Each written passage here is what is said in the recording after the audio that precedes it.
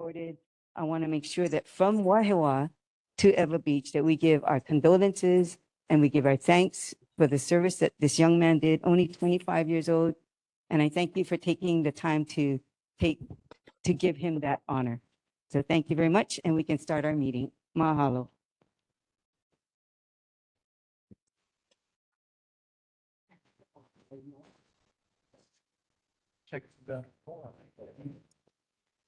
Okay, thank you, everyone. Call to order. First responder monthly reports. Our fire department, please. Good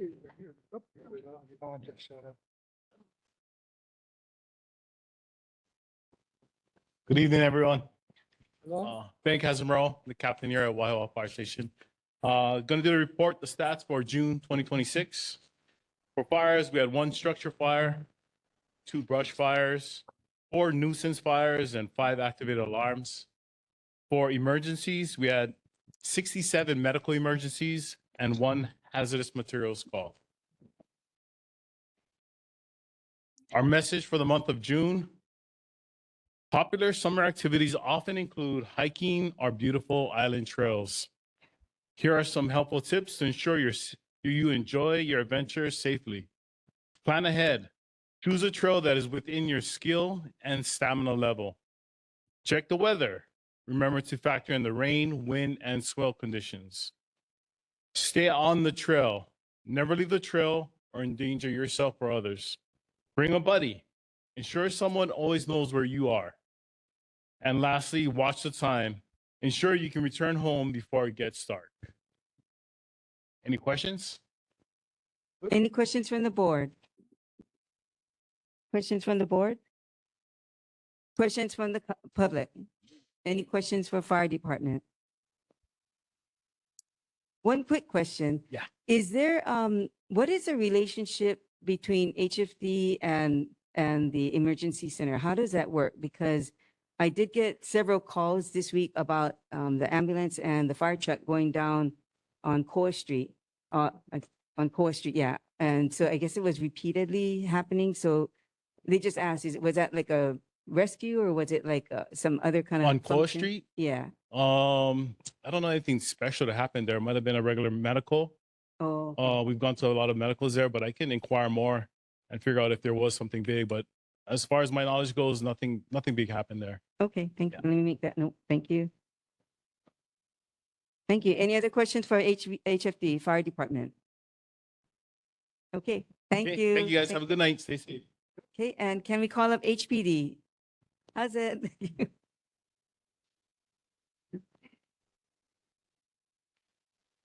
Good evening, Lieutenant Romel Baisa from the Honolulu Police Department, Wahiawā Station. Reporting for stats from the previous 30 days, June 19 to July 19, for the area of Wahiawā. We had 4 assault cases, 4 burglary cases. Those are usually house or business break-ins. We responded to 43 motor vehicle collisions. 9 of them were considered major, where the vehicles were towed. 0 robbery cases, which is always a good thing. Our car break-ins were up this month. We're up to 13. And calls for service were a little bit down, 1,076 calls for service. For safety tip for the month, because of the high numbers of car break-ins, the unauthorized entry into motor vehicles, safety tips are hide your contents of your vehicle, especially the ones that are very valuable. Sometimes even if they don't look valuable to you, other thieves might want them. So hide them, stow them before you go to your destination. Hide it completely with like covers and stuff. And of course, utilize technology if you have that car alarm and locking. Double check your locks, make sure they're good to go. And then park where there are lights, especially in dark places. Park where it is well trafficked, attended lots. And also, if you're parking in your driveway, make sure that you install motion security lights. Yeah, that's it. Thank you. Okay, any questions from the board? Hi, aloha, and I meant to give my aloha to the fire department also for the fabulous work that you guys are doing. But I wanted to know, over the farm fair weekend, which was 11 and 12, did you folks notice anything unusual or any out of the ordinary activities, whether it be with traffic or? Not that I heard. They installed some signals that says where to go and stuff like that. So I think that kind of helped out. Especially they learned their lessons from last year. Last year was kind of bad. So we haven't received any major complaints from it. Okay, and then one more thing, if you could follow up, and I'm so sorry, Officer Baisa, but the blue building on Mango Street, could you follow up? I don't want to keep harping on it, but we've been asking for quite a few years now, since Achieve Zero left the area, for who the owners of the property are, because from what we understand within the community, that area right there, there have been more illegal activity to the point of there is now a so-called manager there that has a clipboard and takes notes, I guess. I haven't been there to get on his clipboard, but he, you know, from what we understand, the state or the city is in the process of purchasing it, or like I said, the details are very, very minimal. But if there's any information that you can bring back to our next meeting, which I know is in September, about that, if you folks have any kind of MOU or any conversations with the state or the city or potentially a new property owner, we would love to hear that from you. Yeah, so private properties are not a concern of HPD per se. What we deal with are the criminal activities that happen either within or outside of it, but within it has to be reported by the owners. And as you said, there's really no owners. That is something, as you know, there's many different divisions in the city. That's something that maybe another division could handle. But as far as HPD, we only handle what is illegal, either right outside of it, or if we get reports of illegal activity within. We talked earlier about possible raids and stuff in certain areas. Those are usually done by another area, which is the Narcotics Vice Division, usually in HPD. Sometimes the DLE, the state law enforcement, handles some of that stuff, but a lot of times, like I mentioned to you earlier, is they don't let out all that information for safety purposes and for purposes of it not leaking out prior to the operation. So a lot of times patrol does not even get notified of it. So I work on the patrol side of things. So, but in the meantime, I'll have some patrol officers drive by over there, take a gander. Maybe they can observe something illegal and then address it. Yeah. Okay, because we have heard that there has been a lot of activity early in the mornings, mostly Tuesday, Thursdays, and also in the evenings between 5 and 6 o'clock, not only on the street fronting that property, but also spilling over into the Dots parking lot there. So, Okay. and we would encourage residents to make a 911 call. If you think it's an emergency, please say emergency. If it's not, but we need to get the data on the records so that we can support officers with resources. Please make a non-emergency phone call as well. And also the 311 app, you folks also get notified of those submissions as well. Correct. Yes. Okay. Those you can even text to 311. Thank you. I appreciate you. Yeah, you're welcome. Any other questions from the board? Oh, yes, go ahead. Hi. Hi. You know the park that's right by the entrance to the freeway? There's quite a few, at least 3 anyway, homeless tents and so forth set up the whole, day and night. So do you folks actually need to have somebody call, or being it's at night and they're there, do you just automatically go and tell them, I'm sorry, you folks can't be here? I cannot tell you. I don't know whose property that is. Do you know if that's city or state? It's state Yeah. It's because state? it's state because that's part of the Department of Transportation I see. where they cut the grass and so forth. So that's got to be part of the state. Okay. Yeah. So Honolulu Police Department takes care of city properties. However, that doesn't preclude us from going there and checking on them and making sure everybody's okay. You know what I mean? So we can ask our patrol units to check up on them and see if they're doing anything illegal, but to outright kick them out of the park unless there's something that says the park is closed or no trespassing and stuff like that. Yeah, that's going to be a little bit difficult for us to enforce. Isn't that just kind of an automatic that people cannot camp overnight? No, because there are places where you can go and camp, get a permit and camp. So if they don't have a permit, then it's illegal, right? Technically, that is correct. Yes. So then couldn't the police do something? Right, like I mentioned, there are different jurisdictions. For example, I cannot go to the military base and enforce issues over there, right? So there's areas that we as Honolulu City and County can enforce, and there are places where we cannot. So So- who enforces that? Oh, like I said, if you're saying it's a state, then it would be the Department of Law Enforcement or DLNR. But again, I can look up. I'm not exactly sure where that is. Sergeant Lucius Crabb is in charge of the Wahiawā area. He might have a better idea where it is, and it is state. Yeah. Thank you. Thank you. Yeah. And, I'll do a follow-up on that because I've actually stopped and talked to the people who are in there because you can see their clothesline and everything. Oh man. Okay. And this past weekend, actually, a very nice man was trying to paint out graffiti that was on the Welcome to Wahiawā sign. So I did pull over. So I do have that other gentleman's name. So I'll follow up on that. Sure. Thank you so much. Get back to you on that. Just don't have them ram my car because one car almost got close to me. I'm like, but anyway. There. Yeah. Just be careful. Yeah, thank you very much. Any other questions for HPD? Chair, I From just the wanted to community? follow up, excuse me.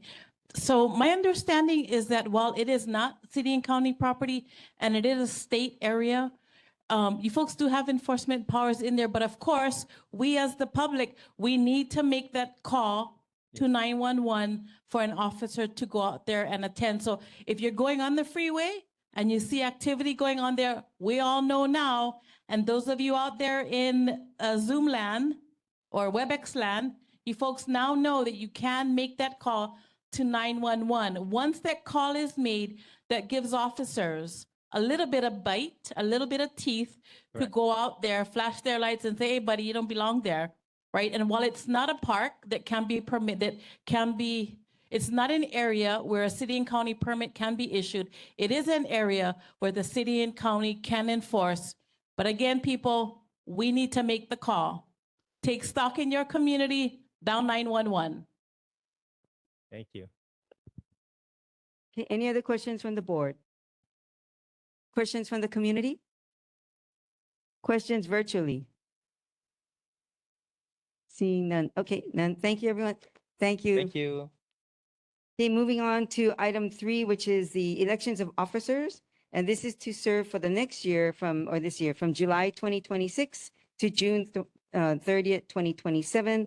The positions will be for the chair, the vice chair, the secretary, treasurer, and any other officer that the board determines it needs to conduct its business. So at this point. Madam Chair, Oh, um, hold on one second. oh, Can we open it? Oh, okay, go ahead. I'd like to make a proposal, as we've done in the past, that we just extend the terms for last year's officers to be the same positions this year. You're making a motion to carry everything over. From Yes, current to next year. yes. Okay, do we have a second? Chair, Joe Francher, I second. Okay. Hey, you recording it? Okay, then we'll do a roll call vote. Is it discussion? I'm sorry. Yes, we have discussion. Sorry, go ahead.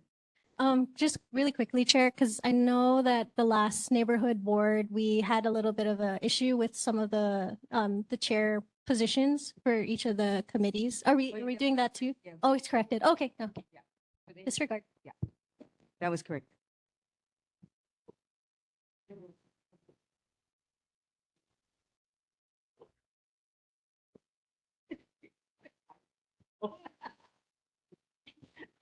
Sorry, just checking if we have quorum. And tonight quorum is 5, we have 6. So sorry to leave you out of the conversation, but an educated public is a great public.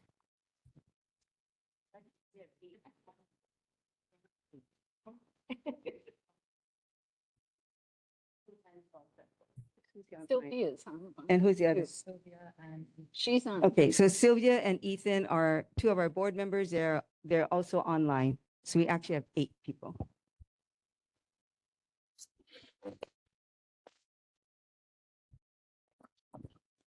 Okay. Concluded for the discussion, ready for the vote then? Okay.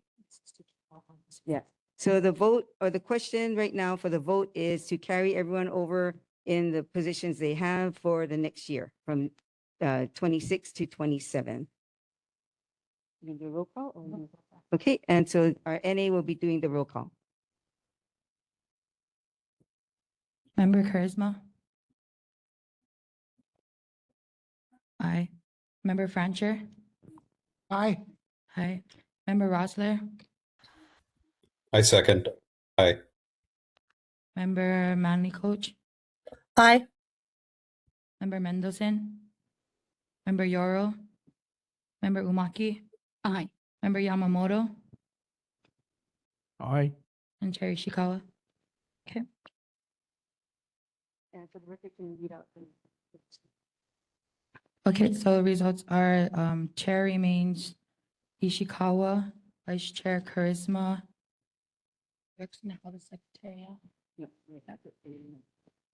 Did you folks want to elect a secretary? You folks don't have one.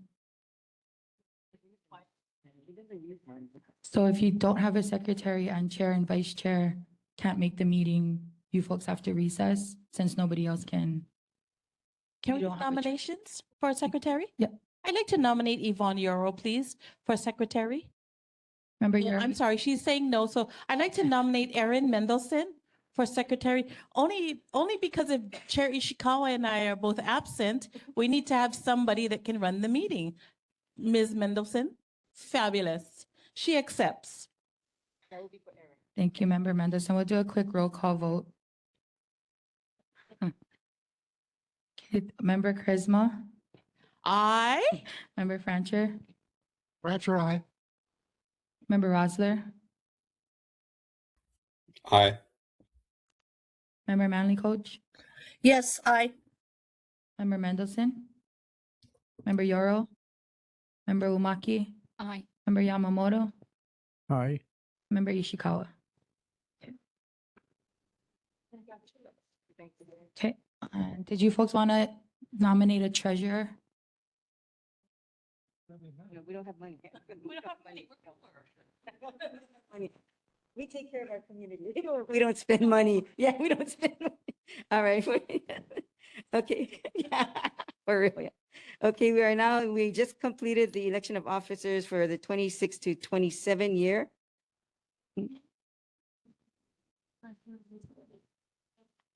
Yeah, no, yeah, it's because you.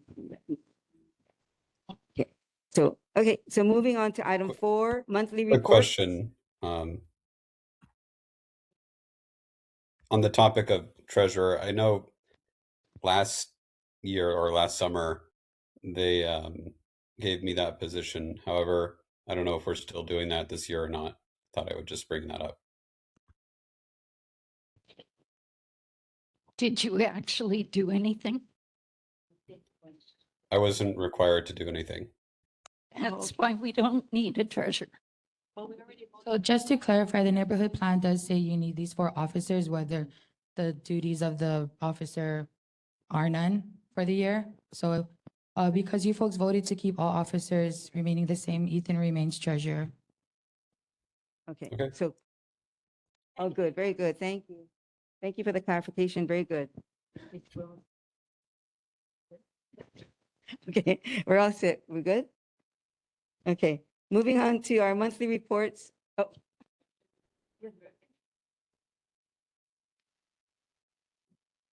My name's Daniel Gabriel.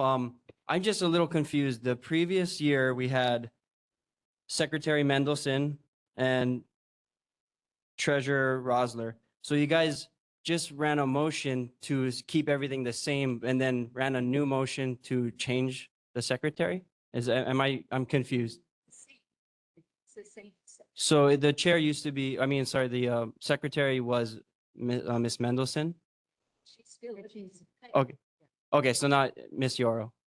Okay, that was a different motion that didn't pass. Yeah. Okay, thank you. Okay, we're good. I know. Are you guys having fun yet? This one is a little bit confusing, little embarrassing, but we're okay, we're good. Okay. We are moving down to our monthly reports because I know that we have a lot to move forward to. So from Congressman Joe DeCluda's office, is Nicole on site? Online. Nicole, you there?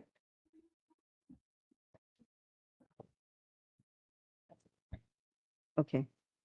Okay, Jill, Nicole, we'll come back. We'll come back to you there. Okay, from the Army, Julia Lynn Goga, First Lieutenant, Public Affairs. She's not here today, but we do have a substitute. Thank you for being here. Hi. Hi, good evening, Chair, members of the board, members of the community. My name is Selena Gentkowski. I'm with the U.S. Army Garrison Public Affairs Office. I'm standing in for Lieutenant Gogol. So for our community updates, we have our next two hiring fairs. The first one occurs tomorrow, July 21st at Aliamanu Military Reservation Gym. And then the second one is August 24th at Helemanu Military Reservation Training Room. Both start at 8:30, end at 2. There's provisional hiring for the day. Applicants can apply in advance or in person. You just need to bring 2 references, proof of ID, social security card, resume, application.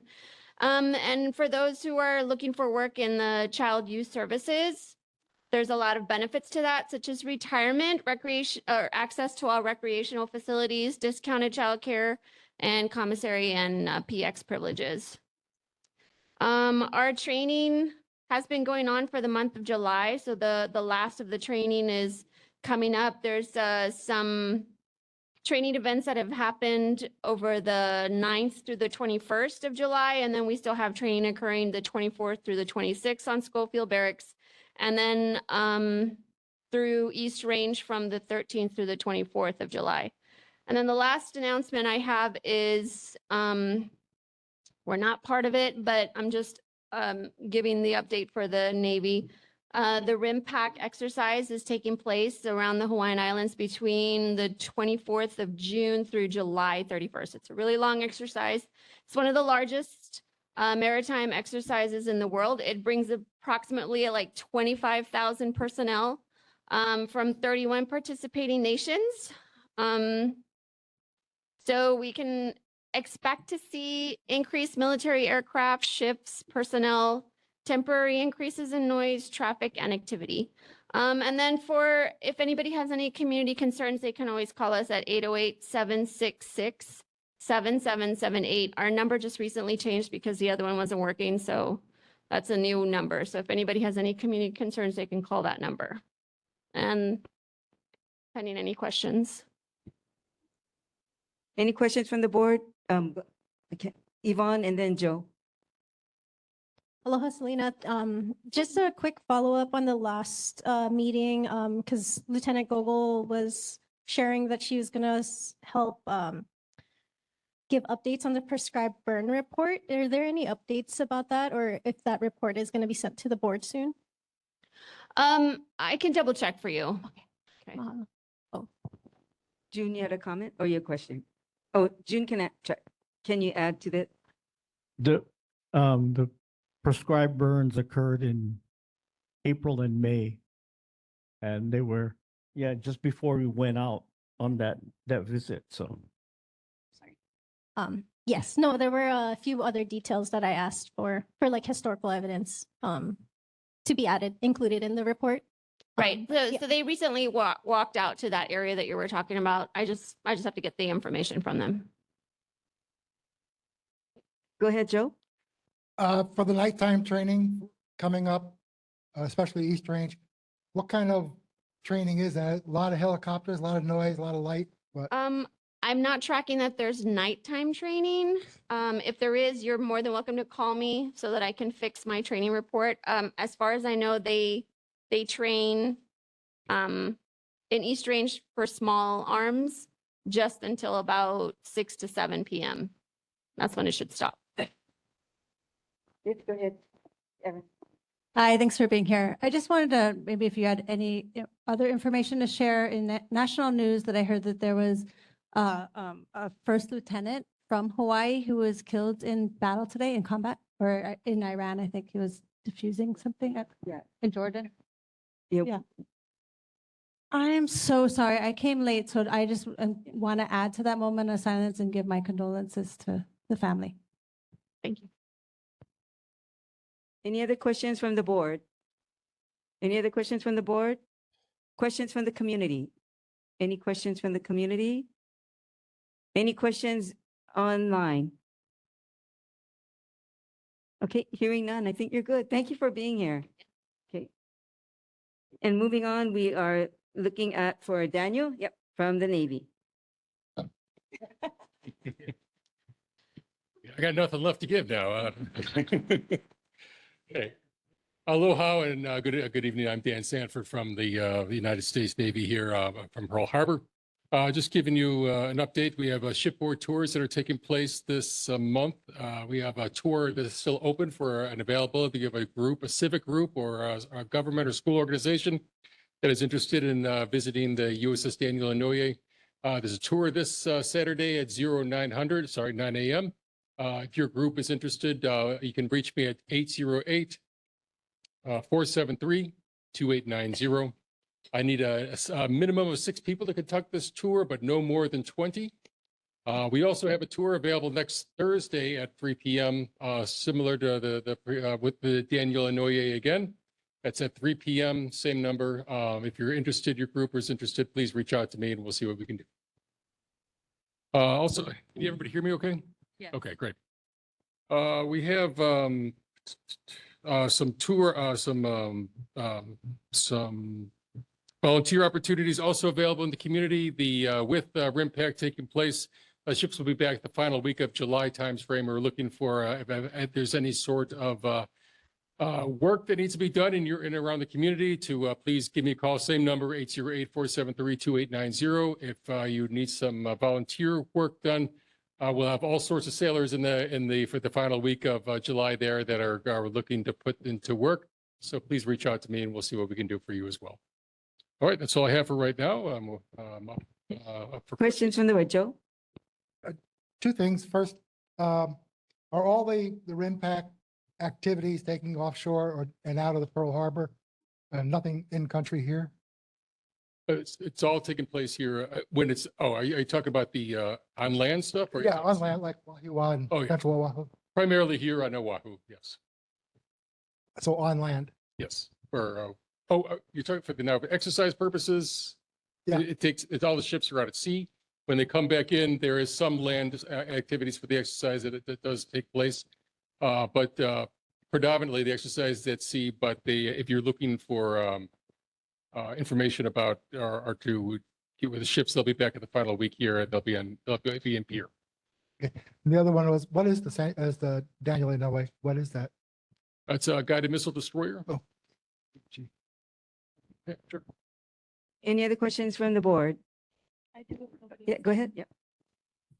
First of all, thank you for sending your guys out to 3 Wednesdays ago to our call for Keiki. I think there were about 15 of them that came out, and I wasn't there that day, but I heard it was very much appreciated. So thank you again for continuing to support our Keikis.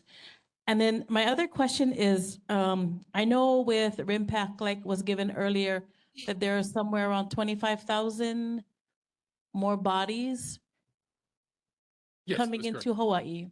So I wanted to know, has RIMPAC or any arm or any foundation through RIMPAC given financially to the communities that are impacted by 25,000 more people being on our islands or in our state? Are they giving to? I mean, are they like helping out the schools? Are they donating resources to the schools? Or maybe are they helping out at the state or city parks or facilities? Because while we appreciate the opportunity to have RIMPAC in Hawaii, we do know that an extra 25,000 people is stretching our resources really thin. And we like to think that there are some good resources that can come back to Hawaii, specifically on Oahu, because we know what the impact of the Navy is on Oahu. Do you know of anything? Yes, so thank you for asking that question. We have several Commonwealth events, community relations events that took place the first week before they got underway and for the exercise.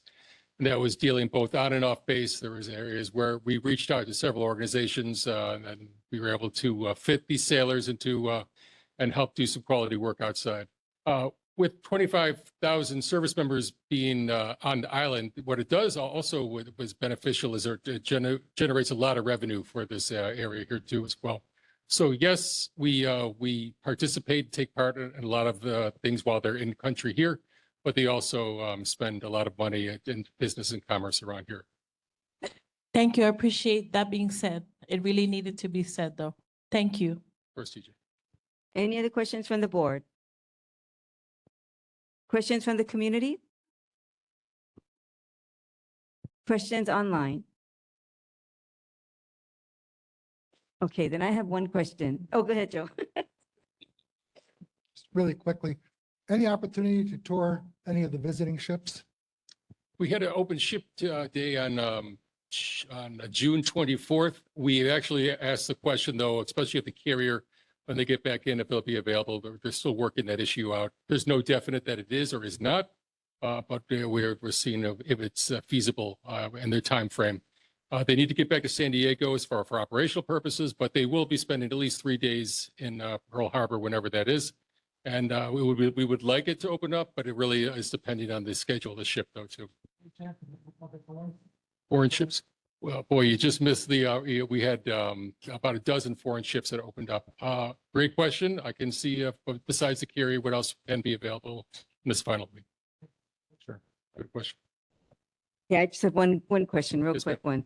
So, and it's just a very, it's not a heavy question, but basically, no, because basically, no, basically, how do you folks manage the traffic when you have 25,000 plus people in, in the barracks, in wherever they are? I mean, where are they all? Where do you put them?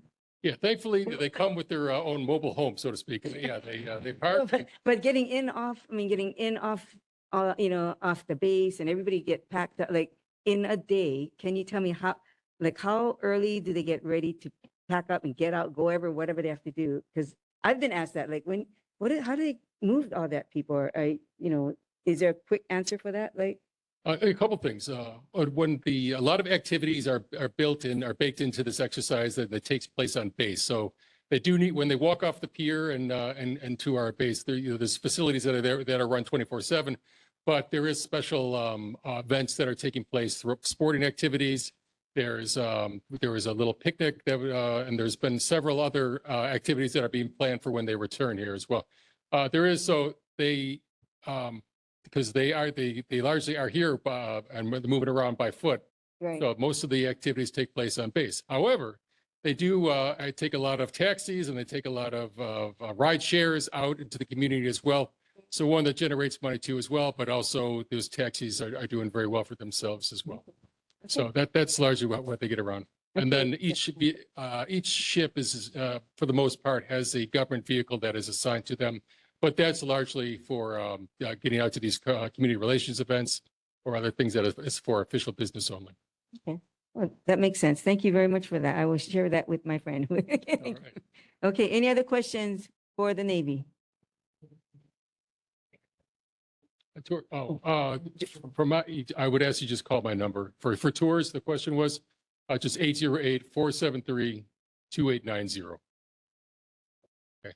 Also, if we do schedule tours, we're able to make that happen. You can check our Pearl Harbor Facebook page. I'll have that updated.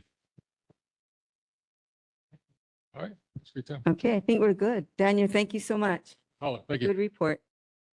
Okay, we're going to move on to our government agencies, Board of Water Supply.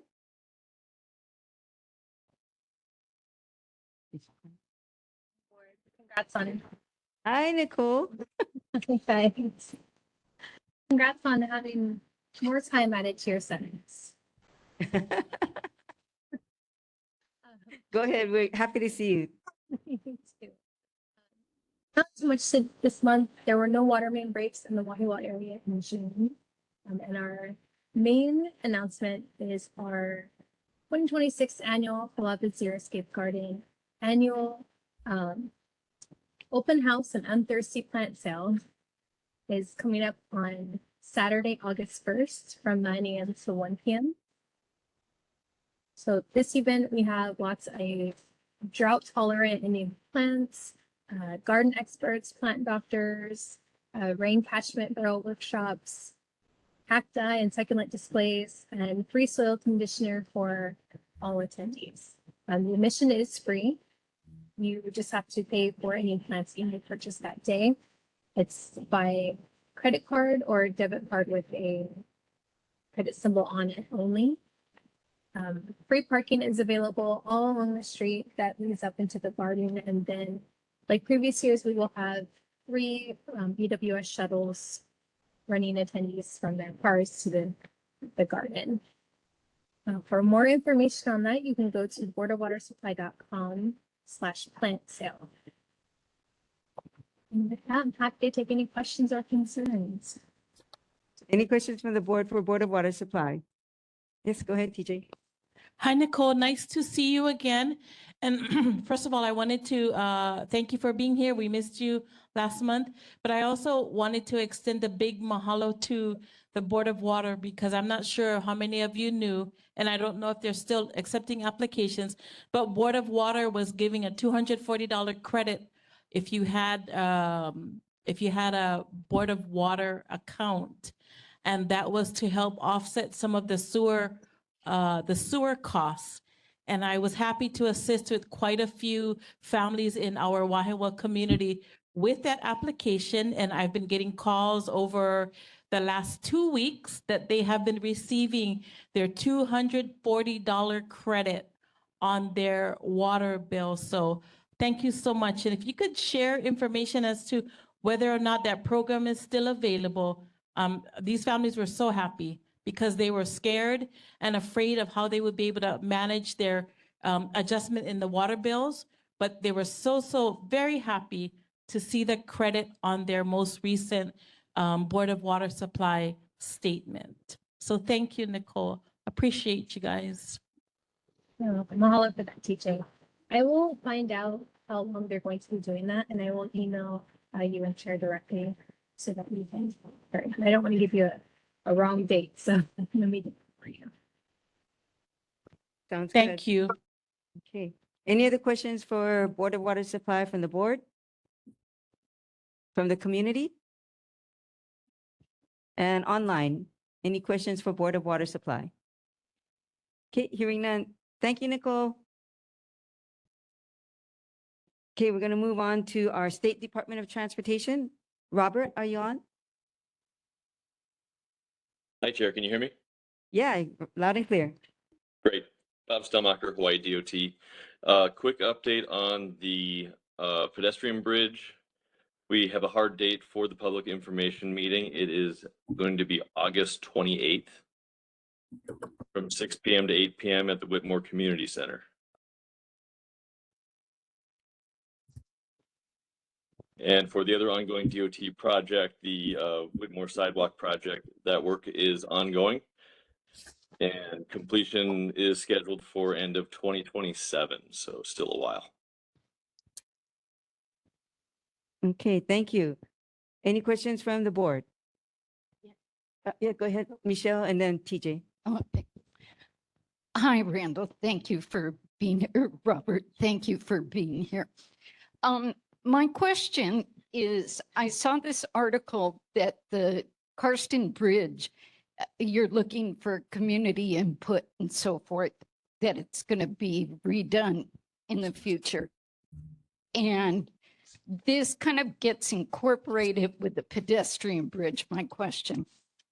If that's happening, why are we spending 50 million on a pedestrian bridge, which I'm sure is going to cost more than 50 million with what they're doing, when the bridge is going to get redone and it'll be easier for people to walk the Karsten Bridge than to go down the pedestrian bridge and all the hills and valleys and so forth with that?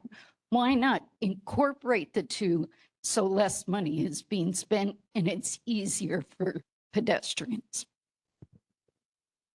Thank you for your question. I apologize. I don't know all the details about the Karsten Bridge project. So I'd have to get back to you on that. But that is a fair question. So thank you very much on that one. Any other questions for DOT from the board? Yes, TJ. Thank you for being here, Robert. Nice to see you again. So I wanted to actually bring up a concern that Board Member Umaki had earlier about the entrance to the freeway as you exit Wahiawā. So I understand that that does come under DOT jurisdiction first, and then DLE, the Department of Law Enforcement, and then also DLNR, the Department of Land and Natural Resources. So could you tell me, do you folks have a task force yet set up to manage that area or at least police that area? Yeah, just to police the area, because we have been seeing a growing number of people sleeping on the grass, and it looks very comfy because the grass is very long, like it hasn't been cut. And we even see some of them setting up their little clotheslines over there. So can you please tell us if there is a plan for DOT to police that area? I'm not sure that there's a plan, but I'm making notes of this. I did catch that comment earlier, so we will have our guys look into it. I can't be for sure that it's our property. That's the first thing we're gonna have to figure out. Oh, it was already figured out because an inquiry was made for that property, and it does come under the state's Department of Transportation jurisdiction. I can send you that information if you like offline. That'd And be then great. the other question, great, I will get to that tomorrow. And the other question that I had, of course, is about our beautiful project that's not wanted in Whitmore, which is the Wahiawā pedestrian bridge. So I'm hoping that when you folks come to the August 28th meeting, that you'll come armed, or excuse me, you'll come equipped with lots of information for the community, because this is something that we've been asking for about 2 years, maybe 3. And we haven't had much information. I also do understand that there are some native animals that reside in that area, not only the O'opu, but the Opailua, I think is what it's called. And while I'm told that shucks, my mind just went blank. While I'm told that the Kapa'akai analysis was not part of the plan for the first portion of the plan, I understand that there is already pilings and activity going on in the stream, which is doing harm to the native life that's in there. And it's also harming the freshwater estuaries in that area. So again, if you folks could please come to the meeting on August 28th from 6 to 8 p.m. at the Whitmore Community Center, equipped with information to share with the public, because this is a very contentious issue in our community, as more than 99% of our community does not want that bridge, and there are serious questions and concerns. So again, we don't want this meeting to be something that DOT just shows up because it has to check the box. We want DOT and their team to come out and provide meaningful information so that the community can be made more aware of what the plans are. And from information that I've also gathered, while the EIS and the EIA, is that right? EIS, Empire. Yeah, the EIS and the EIA were not done as thoroughly as it should have done. I would hate to think that an enforcement of the Kapa'akai analysis is what it would take to ensure that that project is given its due, especially because it's getting federal funding aside from the state fund. So please give our community some respect and bring some information that is helpful and truthful for this project that is not wanted in our community. Appreciate it. I appreciate your comments and thank you for your concerns.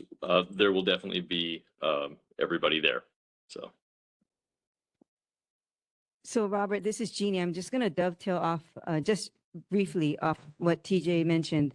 I can chime in that 2 years ago, if not 3, we held 2 huge community meetings in the Whitmore gym, which was overflowing with people. And then we had a meeting here in Wahiawā, again, overflowing with people. The contentious atmosphere was present. And, you know, so I'm hoping, because I know you folks are already in process, that we will be kept in contact in a meaningful way. We actually had to have HPD at those 2 meetings that we had. Again, full house here and then at Whitmore Gym. We actually had to have people taken out of the area. We had HPD on site, and I don't want that happening again. So let's work together to find out how we can do this, because right now, if you have the Whitmore community room, that can fit like 30 people. So, you know, if you're going to have, you know, if we're going to have a meeting and how this topic is a hot topic, I think let's work together to find out if there's another date or if there's an opening, if the gym is available again, but we have to cover the court area so it doesn't get beat up and all that kind of stuff. So let's think about it. Let's work together. I know you have a project that started, but we also have a community that's concerned. So if we can, I'll stop on that note, but if we can work together to figure out something and find a meaningful discussion, that we can have a meaningful meeting next month. Is that it? Thank you. Handshake? Thank you, Chair. Okay, thank you. Okay, so any other questions for DOT? Yes.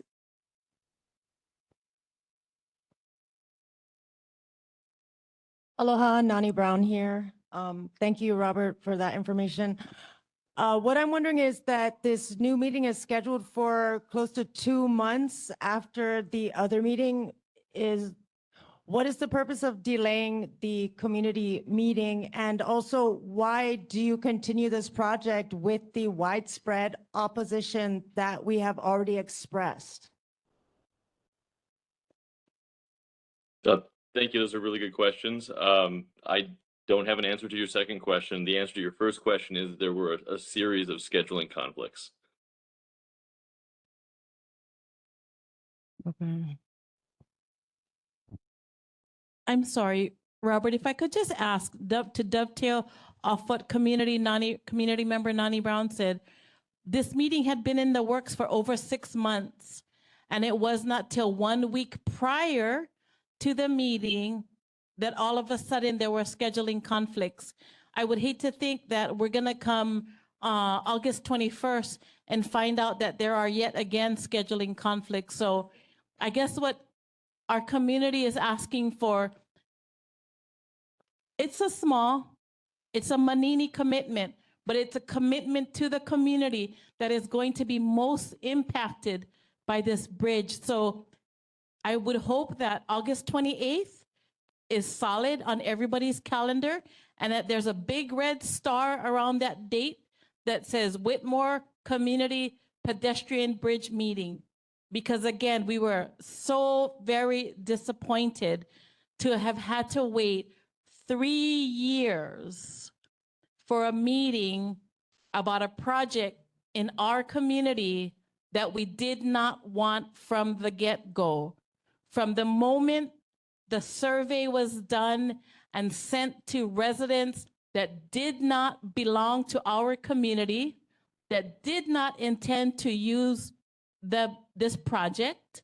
From that very moment, from the first meeting at Helimano Elementary School cafeteria, where again, the cafeteria was packed, we had Keiki Tukupuna there against this meeting, and it always comes down to DOT having a conflict of some sort when we need to have DOT come into the community. Because as Chair Ishikawa said, it was very contentious, and I would hate to think that this project will continue to roll on and that there will be protests, because I would really hate to see another Mauna Kea happening in our beautiful hometown of Whitmore Village. So if you could please, what's done is done as far as the calendar, but please impress upon the powers that be at DOT, including Mr. Sniffen, that they keep their commitment to the community to have this meeting on Friday, August 28th from 6 to 8 p.m.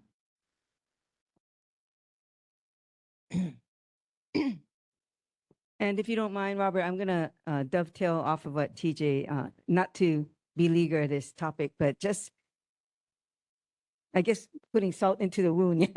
It was, if I remember correctly, the vote was 211 against and 1. And then we came, yeah. And then we came to Wahiawā, and it was the same vote, 211 against and 1 person who was in favor of. So it, just to, not to rub salt into the wound, but it was a heavy meeting. So again, let's work together. If we are going to have a meeting, we really have to plan it, so that we manage it well and we're fair to everyone, and that we we spend time to understand each other, because we will have to learn to understand each other on this project. So are we done on this? Oh, one more. I'm sorry, Nani. I'm sorry. Why wouldn't you pause building and desecrating the land out of respect for our community until after the meetings have been had? Or schedule the meeting sooner? Either way, the longer that you prolong the meeting, the more building that you're doing, and it's the more harm you're causing to our community. So either move up the meeting or pause the building or the process. So to my understanding, work has not started yet. This is the first kickoff meeting, and everybody will be there. So please do bring your concerns to that meeting. I'd like to just say, Robert, we actually walked that project about 3 weeks ago, 4 weeks ago. We walked that project, and you cannot, I will call you a liar to your face to tell you that the project is happening. I'm sorry, the project is happening. Yes. So the statement that he just made about the project not going on, it's happening. I apologize. That's the best information that I have right now. I would invite you to maybe contact, what is his name? Ho'okipa? I think he's with Kiewit. He's there. Please, Robert, ask him to take you to visit that property, that site, because it's happening. And it's really difficult to sit here with members of the audience, members of the board that actually were taken on a tour of the project by a Kiewit representative. And to say that the project has not started, that this is the first community meeting, is really hard to stomach. I apologize for my passion, but the project is happening. It's going right now as we speak. Thank you. Well, I apologize for anything that I may have misunderstood or misspoke if I didn't understand. So thank you. Okay, bro, I'm just gaveling only because everyone take a break. Just take a second, because this board, I believe this board does not behave in a rude manner. We don't do that. So I ask you again to please Be polite, be nice, show aloha. Earlier today, we did a beautiful, I think, a very beautiful and compelling thank you to the lieutenant who was killed in action this weekend from Eva Beach, 25 years old. You know, signed up at Hawaii National Guard and then went to BYU. And so we took that moment to say thank you for that. And now here we are barking at each other, and we shouldn't be that way. That is not how we work. Okay? So moving forward, Paul for now, that's Paul. So Roger, I don't think we have any other questions. Oh, Robert, I apologize. Robert, I don't think we have any other questions at this point. Are you okay if we move on to the next item on our agenda? Yes. Thank you very much, everyone, okay, I'm gabbling back in. Okay, right now we are on item 5 on the agenda, residents' concerns and community announcements. Anyone who has something to report on, something to announce, this is your moment. You have up to 3, it says 2 minutes, but you have up to 3 minutes to make your announcement. And you could have a few moments for question and comments and question and answer. Please make sure to introduce yourself, your topic, your organization, et cetera, et cetera. Again, 3 minutes plus a few Q&A. Okay, go ahead, make sure. Aloha, everyone. My name is Luca Kinaberti. Hold on, what was your name? Luca Kinaberti. It's a very fast sounding name. That's why they named me that. Yeah, so I'm with Oahu Transit Riders. It's a new organization that's just starting up. We're helping to advocate for anyone that takes the bus, maybe rail, probably not. But anyone that like takes any multimodal or transportation alternatives. I just wanted to come here today to ask the board, anyone, we're starting up soon, so any volunteers that would like to work with us, I'd love to get your number or any contact information. And then also to the board, I will be going off to college on August 5th. Oh, thank you. Where to? University of Vermont. Far and cold. Far and cold. Sending you lots of sunshine in like November. Thank you. I'm gonna need it. But I mean, I'll try and be as active as I can, representing Oahu Transit Riders. But if not, if there is a board member or a community member that would like to participate in Oahu Transit Riders activities and then come back to the board and give updates, maybe the transportation chair or committee chair, or anyone else that's interested, I'd love to talk to you and, anything related to that. Thank you very much. Thank you. And can we, go ahead. Joe, you have something? Oh yeah, my phone number is 808-223-4848. Thank you. Yeah. Of course, thank And you. Joe is our transportation guy, so yeah, that works out. High school, I didn't know. Thank you for your work. Thank you for your work. Of course, love it. I love my community. And by the way, what high school did you graduate from? I went to Asia Pacific International School, which is in Hau'ula. Oh, well, welcome to Wahiawā and good luck. Like I said, we'll be sending you lots of sunshine. 3rd Monday of every month, come on board, come online, and we'll send you sunshine that way. Will do. Thank you so much. Good luck. Thank you. Can we give a round of applause? Congratulations. Thank you, guys. From Hau'ula all the way to Vermont. Wow, Yeah. that's amazing. You take care of yourself. Be well. Thank you so much, Chair. Okay, can I call up the next person, please?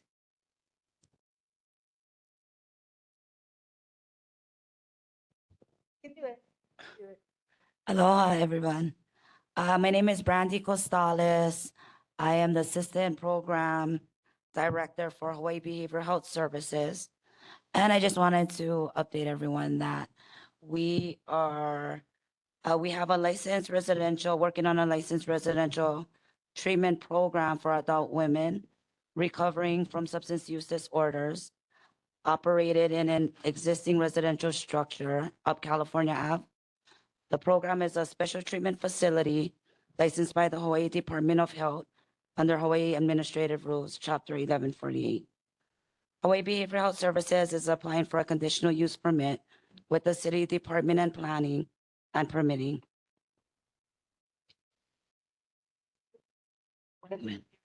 Yes. Oh, when is the hearing? What is that? Is there a date or time for the hearing that you want to announce? For your application with DPP, when is the hearing? Have you been issued one yet? Not yet. But we're hoping that we could open soon.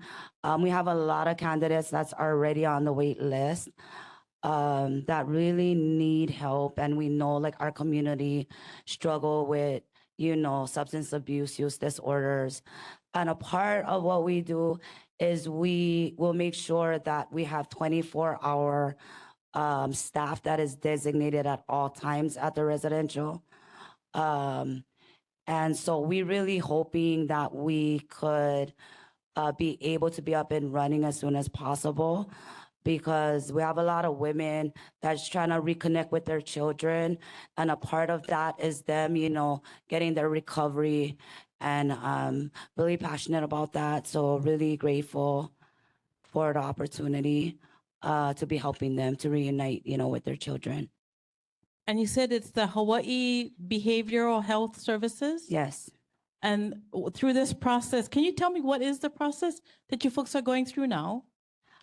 Oh, well, I know that it's a huge process. So Oh, yeah, I we know. have 3 different, like with the state. So I'm just gonna read it, okay? But I'm sorry, Brandy, if you don't mind me interrupting you, can you tell me if part of the process brings you back to the neighborhood board to let us know what you folks will be doing and whether or not the neighborhood board needs to take action on this Hawaii Behavioral Health Services? Well, I don't believe it brings us back here, but we are willing to come back at any time. If the board wants us to address anything, we are absolutely willing to. And we're also willing to work with the community in whatever way to be able to, be good community partners in the community. And so we will come back anytime that you guys want us to address anything. Yeah.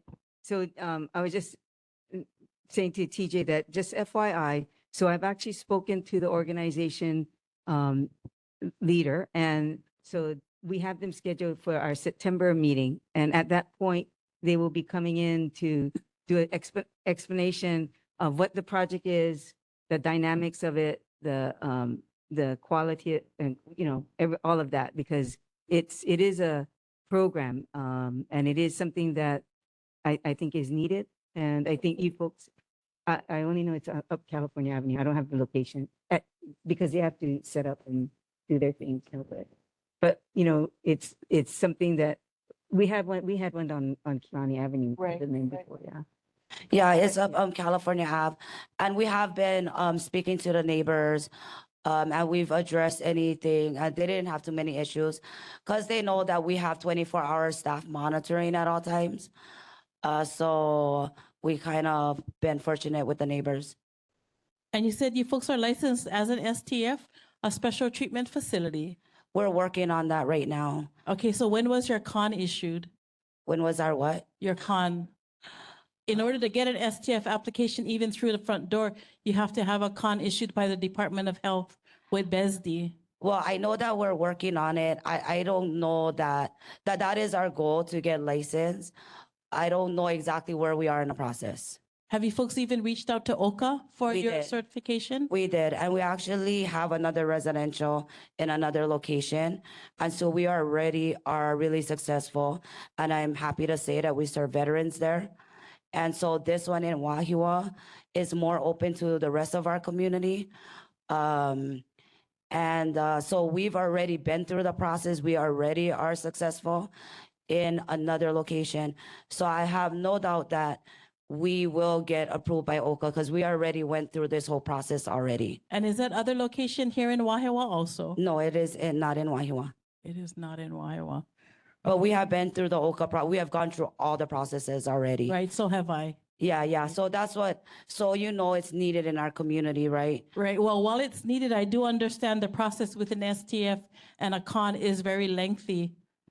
So I'm just wondering if this is something that is already ongoing.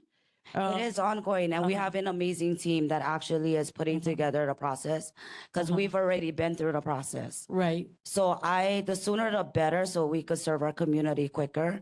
Because we have women sitting in with their time and kids that doesn't have their moms, right? Right. So we really working toward the aim of trying to have them reunite back to their families. That is our goal.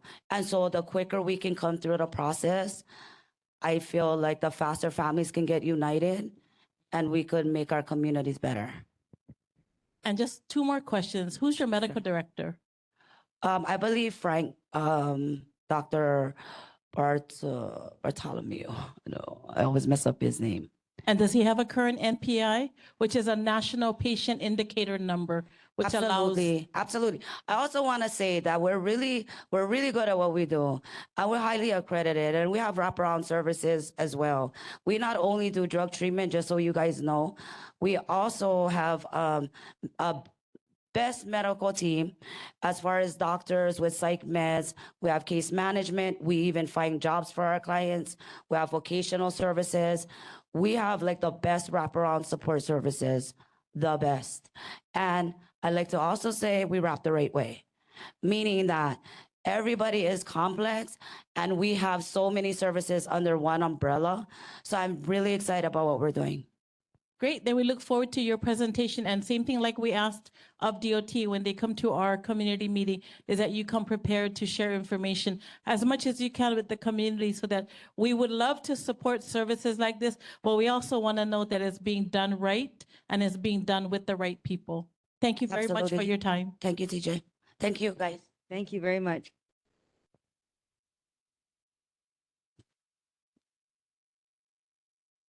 Hard act to follow, you know. Chair, members of the board, members of the community, Patrick Watson, Public Information Management for Honua Consulting. Oh, can I mess around with this a little bit? Okay. You guys give me stink eye, move his mic. Well, so Robert from DOT sort of stole my thunder, but to recap, I'm on behalf of Kiewit Infrastructure West, who is leading the design, permitting, and construction of the Wahiawā Whitmore Pedestrian Bridge project. I'm here this evening to update the board and community members of the new date and time for the rescheduled community meeting. So the new date will be Friday evening, August 28th from 6 to 8 p.m.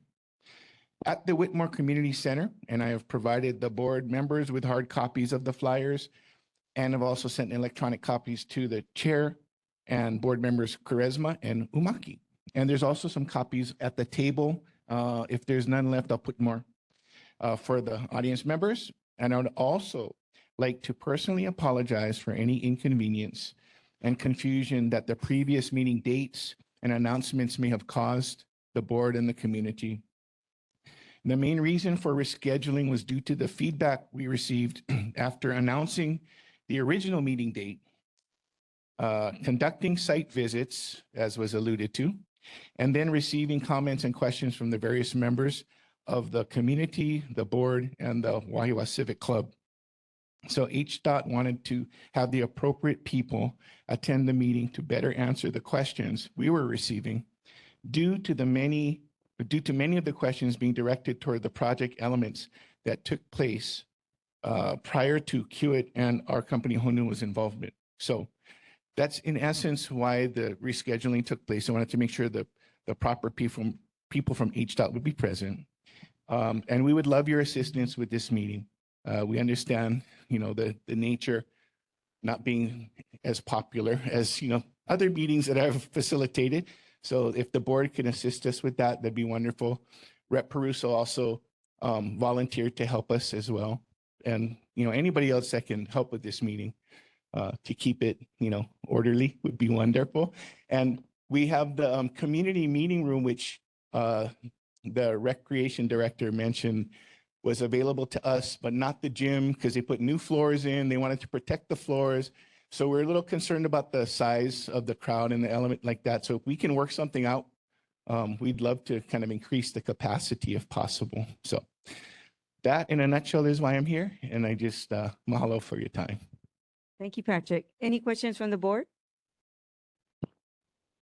Hi, Ms. Rusin. Thanks for being here. Could you clarify, because Robert before from DOT said that construction hadn't begun, but as we know, we saw some grading. Can you share with us what has happened maybe recently in the last month or so? Well, I'm not able to discuss the details of the type of work that has taken place versus what's taking place now. I'm not prepared to, elaborate, but I can take that question back and help define what it is that's actually taken place already. Because I understand the confusion from what you folks saw during the site visit to what was said. Perfect. And then can you project what other work will be done until that meeting in August? Like what has been done and then what will be done by August 28th? I have not been given any information about any additional construction other than the fact that Hewitt is preparing to move into the next phase of what they're supposed to do. So I don't really know a date. Any other questions? Michelle had a question, Michelle. What's the next phase they're supposed to do? I believe it's heavy construction, but I don't know exactly when that's supposed to take place. So I think that's the confusion. The thing that you folks saw regarding grading and the next phase being what they consider the main construction phase. So I'll have the clarification on that and exactly what, they're at now and when the new phase begins. Because that's more than a month away. So if they're starting the heavy construction before the meeting, I don't think they are, but like I said, I can't answer to the details of the schedule right now. So I'm just here to announce the meeting, and to confirm what Robert said is we are having the meeting August 28th. Okay. Thank you for that, Patrick. Okay. Appreciate the update and we got your flyers, so that's good. One last question. One question and one comment. If you like, take a drive up Kilani Avenue. And when you're almost directly across from the job site, tell me what you see next time we meet up. Take a pair of binoculars if you need to see, and you'll see what we see. And then the other thing, most importantly, because you're going to be in our community, are you guys going to feed us? That is what we were in discussion with Rep. Peruso about. Thank you So- very much for considering. No, that's a good suggestion. Well, I'm only asking that because it is a Friday and I know families will be coming home from work. So a little cow will entice us all for sure. Make good cow oil. I will bring that message back to Hewitt. Thank you. You're welcome. Okay, I think we're done. Thank you very much, Patrick. Okay, you're welcome. Causing trouble. No, because we got three people. You had a chance. Nani, you can come back after, but at least let us get these other guys. Yeah, this was just a community Yeah. announcement, not so much a Q&A. Exactly. So thank you, Chair. Yeah, you're welcome. Aloha, everyone. My name is Daniel Michael Gabriel. I come before the board. Thank you, Chair. Thank you, board. On behalf of some concerned citizens, neighbors of mine, they're concerned about, especially with school coming back into session real soon, at the middle school in Wahiawā on Rose Street. There's a corner of Local and Rose. A lot of the parents will park along that corner going up into Local Drive, and it creates quite a backlog. And there has even been some aggressive parents. A neighbor of mine has been assaulted in his own driveway, telling people to move when he wanted to get out of his driveway. So they were concerned that there should be some sort of no parking signs along that corner, and that would be Local and Rose Street, to just maybe nip that in the bud. Yeah. Another comment I'd like to make is Robert's Rules of Order and parliamentary procedure in this meeting. Yeah, I see a lot of times where our board is going back and forth with people at the mic or people on the camera, when in fact it should be addressed through the chair, and that should actually act to decouple that type of tension. So if everything could be addressed through the chair and the chair then back and forth, would be the proper rules of Robert's Rules of Order, if I'm not mistaken. Thank you. I yield. Thank you, and you're correct. We actually do try to keep to Robert's rules, and that's why you'll see me interrupting, saying, I'll take the question or feed it. June. I can address the signage on Rose Street. It is all no parking until where it widens. That used to be no parking before years ago, but they took down the sign because they figured that because that area is wider, apparently they allowed parking in that particular area. But you're right, the people do block the lanes going out and they don't move for anything. So I don't know if we need to get HPD involved in that, but you're right about that. They do block it. So previously, like June was saying, back in the day, that's our time, I guess, back in the day, yeah, everybody parked all kind, couple kai all over the place. And then they hired, I'm not sure what you call it, not adults who were with vests and they'd walk with the kids and so that you couldn't wait and park, you had to go up further up. And that stopped. I'm not sure why that stopped, but they did stop having that because that helped with the traffic flow. So if anything, I can put a call in and just find out from the intermediate school if they're going back to that or if they would consider or that we've received a complaint. So we can do that. And then we're on recess next month. We can, I'll be able to get a response for you for the next month. Okay. Okay, so then we have, who else now? I think you were up next, right? Yeah. I apologize in advance. I'm not prepared. I wasn't supposed to be speaking. I'm Lena Chang. I work at Queens Wahiawā. I've been with Queens for like 20 years, worked at Punch Bowl for 18, and was super stoked when Queens took over Wahiawā and I got to work in my community that I love so much. We've been in negotiations, the RNs, with Queens and HNA supporting us for about a year now. They're just, all we're asking for is safety and quality so that we can retain and keep, recruit and retain the best on the island and help to grow a thriving community, healthy community and hospital.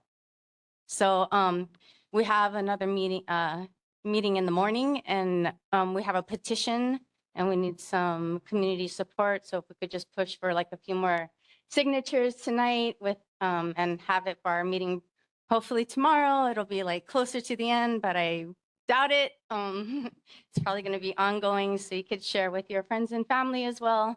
Yeah, really appreciate your time. Thank you. Hang on there. So if you're gonna do signatures, we can allow you to do, but you have to stand outside the door. In case, if you need signatures, I guess, if you want to catch people as they're walking out, Out the you door? can, Okay. yeah, but you can't do that in here. You Okay, have- so I should grab them from the table? Oh, if those are yours, yeah, you can take them. Are those yours? Your flyers? Yeah. Yeah, yeah, yeah. Our HNAs. Yeah, yeah. Then you can stand like just outside the door if anybody wants to sign your petition. Awesome. Okay, Yeah. thank you. Okay, Appreciate you're it. welcome. Yeah. Okay. Oh, Joe, go ahead. Question? Just a quick one. Are you a ER nurse? Yeah, we're freestanding ER at the moment. That's what we started with. We're actually expanding the ER right now. There's construction going on, so we're we're a little strapped sometimes. We could use a lot of good quality, experienced, and just the support and resources that Queens can provide to build a strong team and provide for the community safe care. I have a connection with Navian Hospice, and they've been asking me to talk to somebody in the ER up here in Queens if they could make a presentation to you guys about how they can help you in the ER. Oh yeah, you can probably just email Tyler Taruya at queens.org. Yeah. Can I get a flyer? She said it has the QR code for the petition. You gotta talk into the mic. Is she allowed to give them a flag? Yeah. Oh, okay. It would have been on your table. It would have been on your table, right? So. Thank you. I'm sorry, I just had a question. Oh, sure. Are you folks union nurses? No, not right now. So that's what we're doing. We're in negotiations right now, and we need the community's support. Just So- a few sticking points. Yeah. So prior to the sale, the transition, were you folks union? No, I don't think so. I came from Queens, but I'm pretty sure, yeah, they were not. So then there's like a time allotment where you have to wait, and then we've been in negotiations with Queens and HNA. Have been negotiating for the last year on our contract. Yeah. Okay, good to know. I guess I thought that the nurses at Queens were unionized at one time. And I thought that the collective bargaining agreement actually but you're saying that you folks were not union nurses. Yeah, Wahiawā wasn't union prior to Queens buying it, so then there's some rules around that. And then I believe all of the individual hospitals, correct me if I'm wrong, have their own individual contracts going right now, and that's something that we probably would want to streamline more so in the future. And I think we have some legislation like in the talks about just safety care numbers, RN to patient ratios that are super important. So if you Yeah. folks do have a meeting to support the idea of you folks being unionized nurses, could you let us know? I mean, I know you have this one coming up tomorrow, but if there actually is a time when you folks can push forward even more aggressively to become unionized, because are the other nurses at the different Queens locations also union? Yeah, they're all union Okay. with their own contracts. So what you're saying is that there are extenuating circumstances that don't allow you folks to join their unions right now. Help. I think I was just It's not extenuating circumstances. It's, Yeah, they just we're haven't in unionized yet. negotiation for our contract right now. Yeah. Okay, but And so- hold on. yeah. So hold on. We are going way over what the 3-minute allotment is. So, but I understand that it's important. So like I told Nani, if you don't mind going back in line, we'll try, but we do have the rest of our agenda to get complete too, but this lady has been waiting for a while too. Thank you for your patience. Good evening. My name is Jenna Tackett. I'm a resident. I live up by the water tower. I just wanted to ask the board if they knew, I've been hearing rumors about the road work that's being done on California Ave, that they are gonna put a bike lane for like all the way up Heights. And I just wanted to see if the board knew any information about that, because that is like a safety concern. The road is narrow at some point, and already we have the bus going through our neighborhood. So I just, So Jen, if you can hold on, because it's quite a coincidence, because last week, Friday, I made a request to DOT for them to send over some of their plans or drawings, because they're, obviously they're in Wahiawā down, but moving up forward, you can see that there's some additional work being done. Right. So I did make that request on Friday. So Okay. hopefully, I didn't get a call back today yet, but so hopefully, and we are in recess next month, but by then, by September, I should be able to get some information if you don't mind. Okay. And if you want, you can leave me your number and I can follow up with you after I get that information. Okay. All right? All right. All right. Thank you so much. You're welcome. Don't forget to give me yeah, go ahead. If you want to, I think it's updated. You can go on the state DOT website, and then they have the projects that are on there. And then you might be able to find a contact person there to ask, because if I'm not mistaken, there was a mailer that went out about this project. No, there was one about a month or so ago. Oh, I know. Yeah, but check the state DOT website. And I think there's a section for road work or road projects or something. And then there's some information on there. I didn't read it thoroughly enough, but it is on the website. Okay. And then hopefully you can get some good information on there, or at least someone that you can call. Right. Okay. Okay. Thank you Right. so Thanks, much. Jen.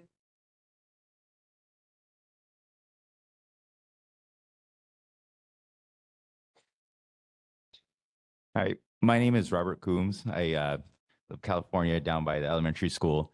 I'm here with Lena as well. I work with the union as well. So I just wanted to know if you guys had any questions for me. She was flagging me up earlier. Just to clarify, they are a union. They're just working on their first contract right now. And so we're just trying to get that finished and trying to get Wahiawā on par with the rest of Queens. That's our biggest issue, because right now they're trying to treat Wahiawā as something lesser. And so that's our main push right now.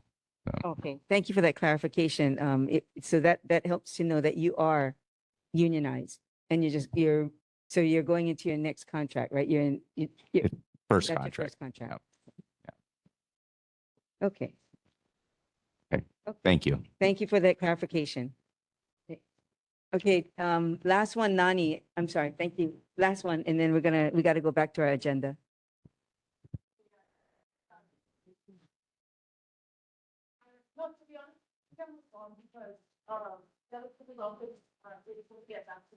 Oh.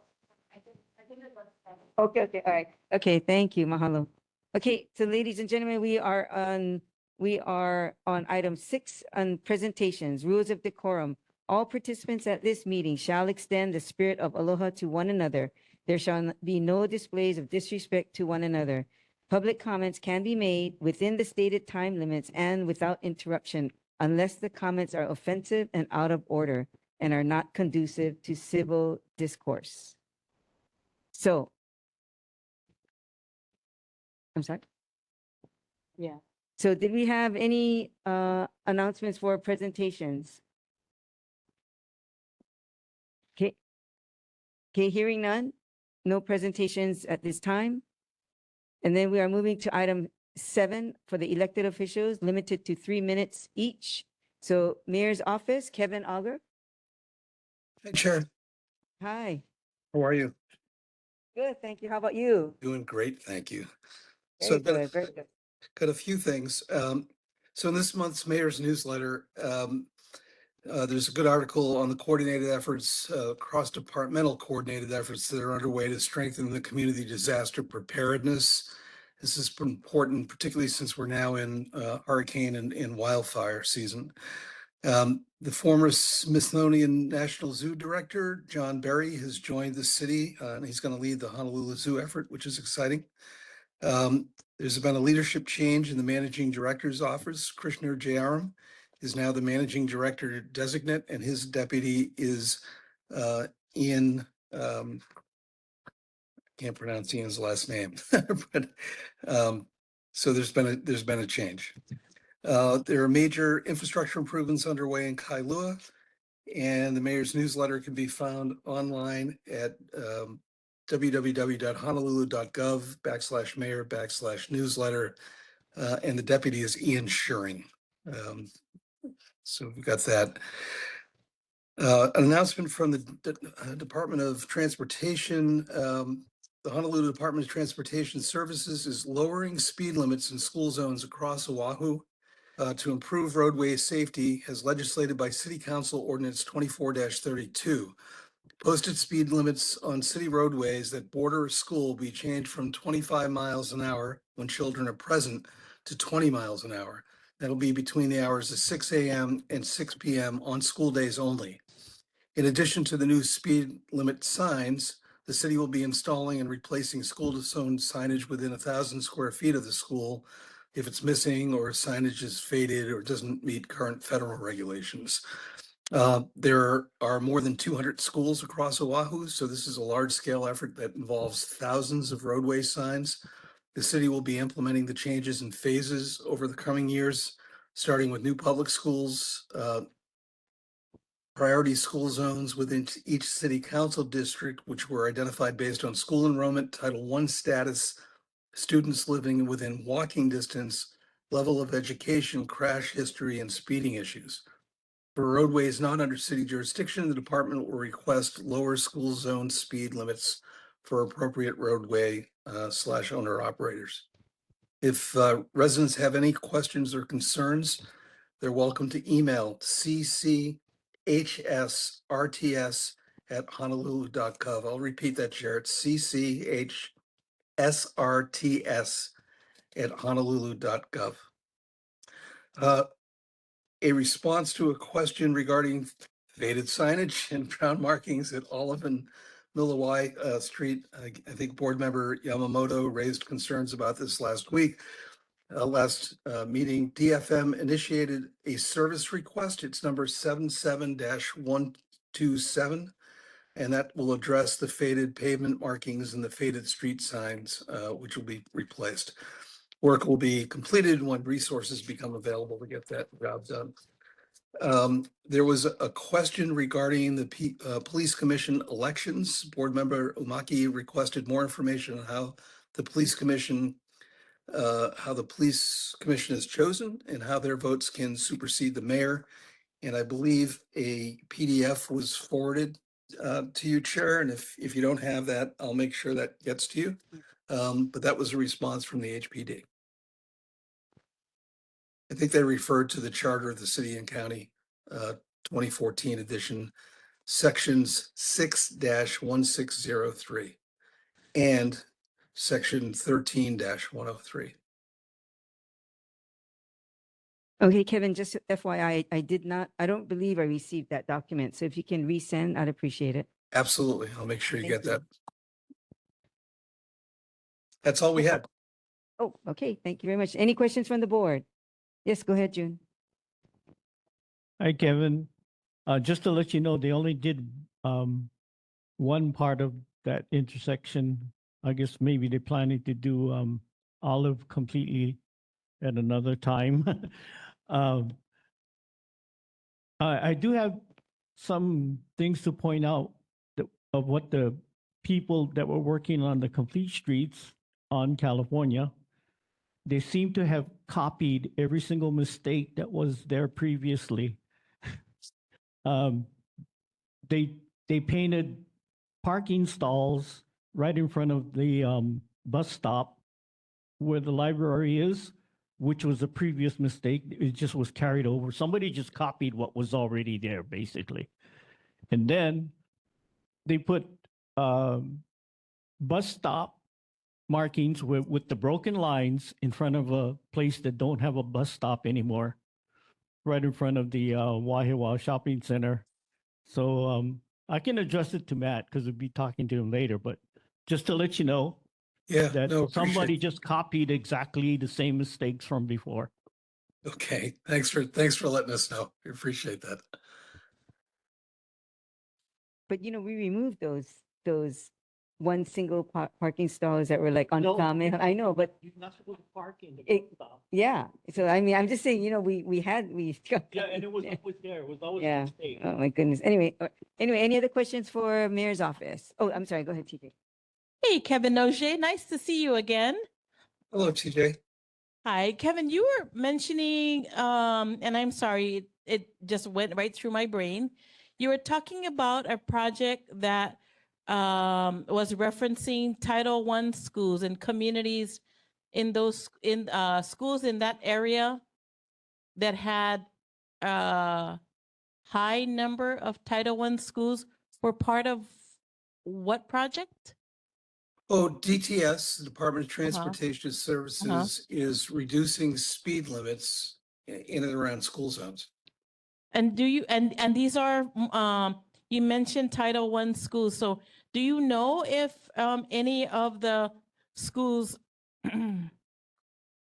excuse me, do you know if any of the schools in our area will be affected by that? Because I think almost all of our schools in the Wahiawā area are Title I schools. Yeah, then they will be they will be placed on the priority list. So apparently, I'll read this again to you. Priority school zones within each city council district were identified based on the following: school enrollment, Title I status, number of students living within walking distance, level of education, crash history, and speeding issues. So they took all of those parameters and created a priority list of schools to address first of the 200.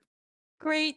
Thank you so much. Because I think Wahiawā is number one almost on all of those, of those items. And we'd like to encourage again for our families and our students to continue to enjoy the beautiful weather that Wahiawā has as they walk to school. Thank you. Thank you. Any other questions from the board for the mayor's office? Questions from the community for the mayor's office? Virtually, any questions for the mayor's office? Okay, seeing none. Thank you, Kevin. Thank you, Chair. I'll get you that PDF. Okay, I Thank you very appreciate that. much. Thank Bye-bye. you. Okay, and do we have Councilmember Matt Wire's office? Kelly? Hi, Kelly. Aloha, Chair. Hi. Can you guys hear me? Okay. Kelly Anaya from Councilmember Matt Wire's office. Just a couple things. I know I kind of mentioned some of the budget stuff at June's meeting, but just wanted to reiterate that Wahiawā District Park, $500,000 for improvements, including repairs and renovations. Likewise, $2 million for support improvements at the Wahiawā Civic Center, Satellite City Hall. While Councilmember is super proud of the investments we were able to secure for District 2, he is absolutely appalled that the council vetoed the override of the mayor's line item vetoes, which eliminates 15 positions with the Office of Economic Revitalization, or OER. As you guys may remember, OER was the team that helped put on Taste of Wahiawā last November. So they're going to be ceasing operations as of September 30th. They'll be just left with 6 staff members and limited operational funding. So definitely sad to hear about that. Councilmember would like to thank the OER team. They've spent countless hours, not just, on various community projects, but most recently with the flood victims, out in Wailua, helping the farmers and small businesses. So he's definitely hopes for return to the values that we have seemingly have forgotten. So with that being said, I do want to highlight, though, OER will be in Wahiawā this Thursday at Lelehua High School for a career fair. Adult and youth opportunities are available. It's going to be, again, Lelehua High School this Thursday from 9 to 1 p.m. I'll go ahead and put OER's contact in the chat if anyone has any questions. Also, you guys already talked about it, but California Avenue repaving project, DFM has already begun the work along California Avenue. The work is expected to run until February 2027. The work is taking place Monday through Friday from 8:30 to 3:30. So Councilmember does want to thank the community for their patience. We did receive a lot of calls regarding the traffic. So again, thank you for your patience on that. Also wanted to highlight, Councilmember's office did have a Wahiawā houseless stakeholders meeting, bringing together community leaders as well as organizations to share updates, mostly trying to identify gaps in services and to discuss coordinated strategies to better help support individuals experiencing homelessness. So we are working on a couple things, but nothing concrete at this time. And lastly, wanted to highlight Wahiawā District Park has completed their energy efficient upgrades as part of a citywide initiative to modernize park facilities. The project included installation of new LED lights, water saving plumbing fixtures, as well as irrigation improvements. Wahiawā is one of 49 city parks benefiting from this energy conservation upgrades. That's all that I have this month. If anyone has any questions for Councilmember, I can take them. Thank you so much. Let me go. Board members, Joe? Yeah, Kelly, regarding the California Avenue repaving, how far up is it going? Up into the, I guess you call it the heights, up by the watershed, I believe. It's going up as far as the water tower? I believe so, yes. Okay, there was a question about if the bike lane will be included all the way up there too, because the road Yeah, is not amenable to I'll that. look into that. I'm not sure about that. I don't want to misspeak on that. Hey, go ahead. Hi, Kelly. Good evening. Thanks for being here. Just about the Wahiawā District Park, is the lights included in this room that we're in currently? They didn't say. Okay. It's probably still this. Does it look like it's LED? I don't know. No. Okay. There's lots of cobwebs, so it doesn't look like they've been replaced recently. Okay. Did you see there's lots of cobwebs? No judgment here, but yes. Find the chairs. Find the chairs. That's all. And the fans work. I so will we're get on that again. Oh, aloha, Kelly. It's Thanks, TJ. Erin. Thanks for being here tonight. Sorry for the late hour, but I had just a couple of things. And I'm sorry to keep going back to this, Kelly, but what's the status of the Mango Street property? So I believe Senator De La Cruz's office has been answering these questions for the past few Okay. meetings because his office is the one taking the lead on that. The last I heard, a nonprofit company, I think, or organization was going to be the one taking over, but I don't I don't have any information. I believe the issue is when Achieve Zero or Aaliyah Bridge or whatever, when they took over or when they were trying to do whatever it is with the property, there was grant money that was involved. So you can't just sell the Correct. property back and whatever. So I don't want to speak, you know, because I'm Yeah. not familiar with that, but I would defer to Senator's office for Oh, updates on okay. that. Okay, thank you. And then the shucks, the last thing, I'm sorry, it escapes me. But thank you for the work that you guys are doing. Oh, I know. With the that Office of Economic Revitalization that's being done away with. Refunded. Mhm. When, if and when there comes a time that we find out that their services were honestly, genuinely needed, how quickly is that something that can get refunded so that because those services, I mean, I don't know how many of you had families that were impacted by any kind of disaster event, whether rain, mud, whatever. But the work that they did was instrumental in helping our communities to clean up and stand up. So I'm sure over the next couple of months, especially as we go into the rainy season, that we're going to see how valued a department that was. Is there any chance, or how quickly would we be able to refund those, refund as in Right. put them Allocate back money into for the the budget? department. Yeah. Yeah.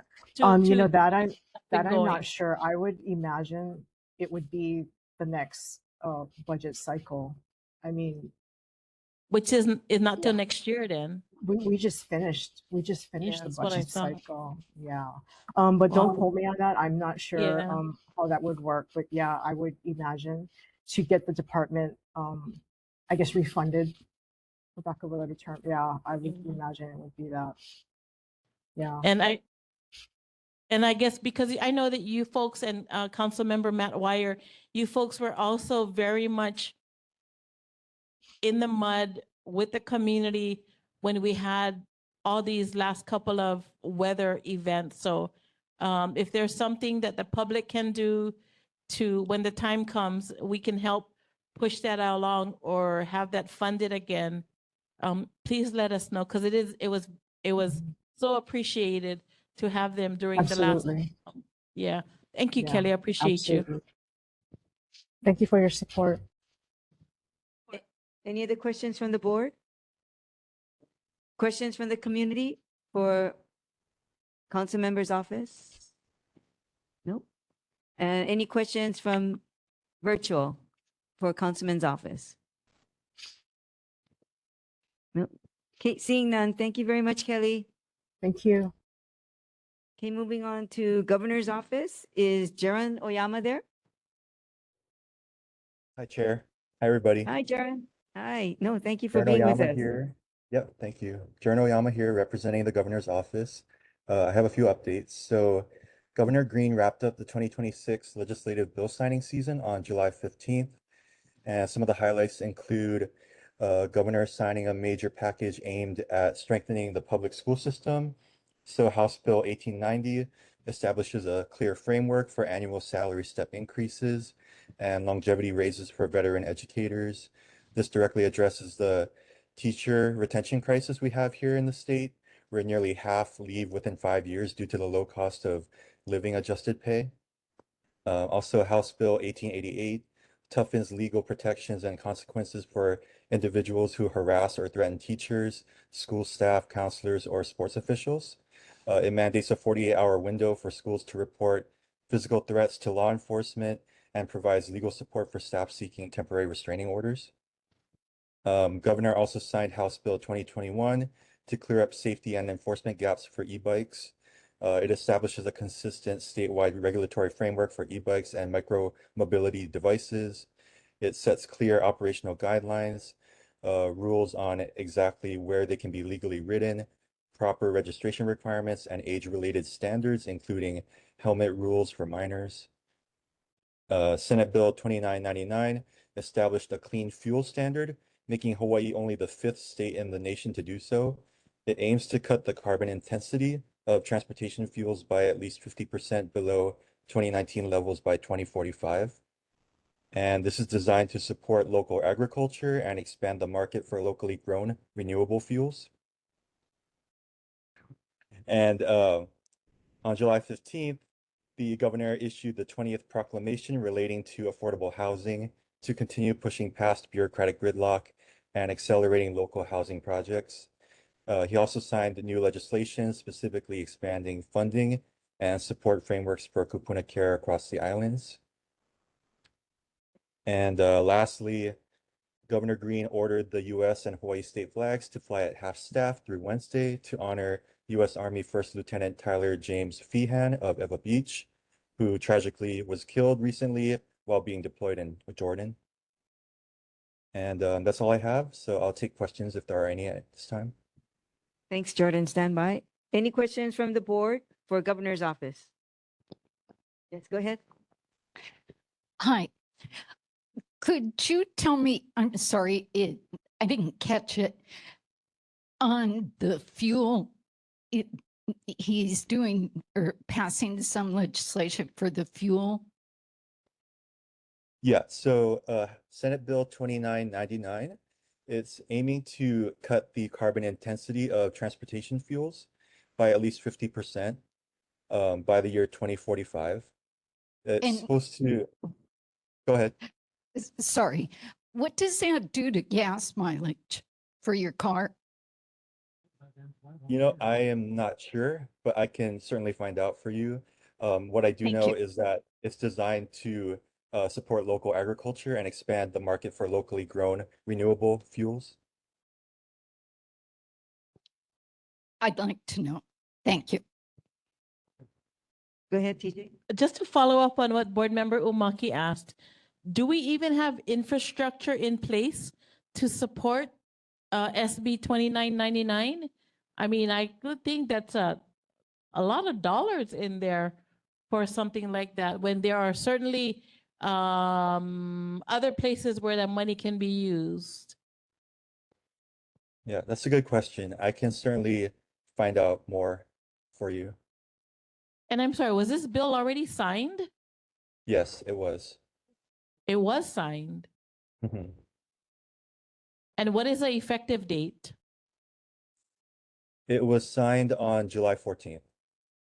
But what is the effective date? I have to get back to you on that. Should be on the last page of the bill that he signed. Yeah, I don't have it in front of me right now, but I can Oh, okay. get back to you on that. Yeah. But did you also say that it sunsets in 2045? Yes. Okay, yeah, we look forward to you sharing any information with us about that, because 2028 is a few years away. And for a project of that magnitude to put resources for something that'll sunset in 2045, I guess I would need more information to make a better informed decision, as can our community make a better informed decision about the monies and resources that will go toward that bill.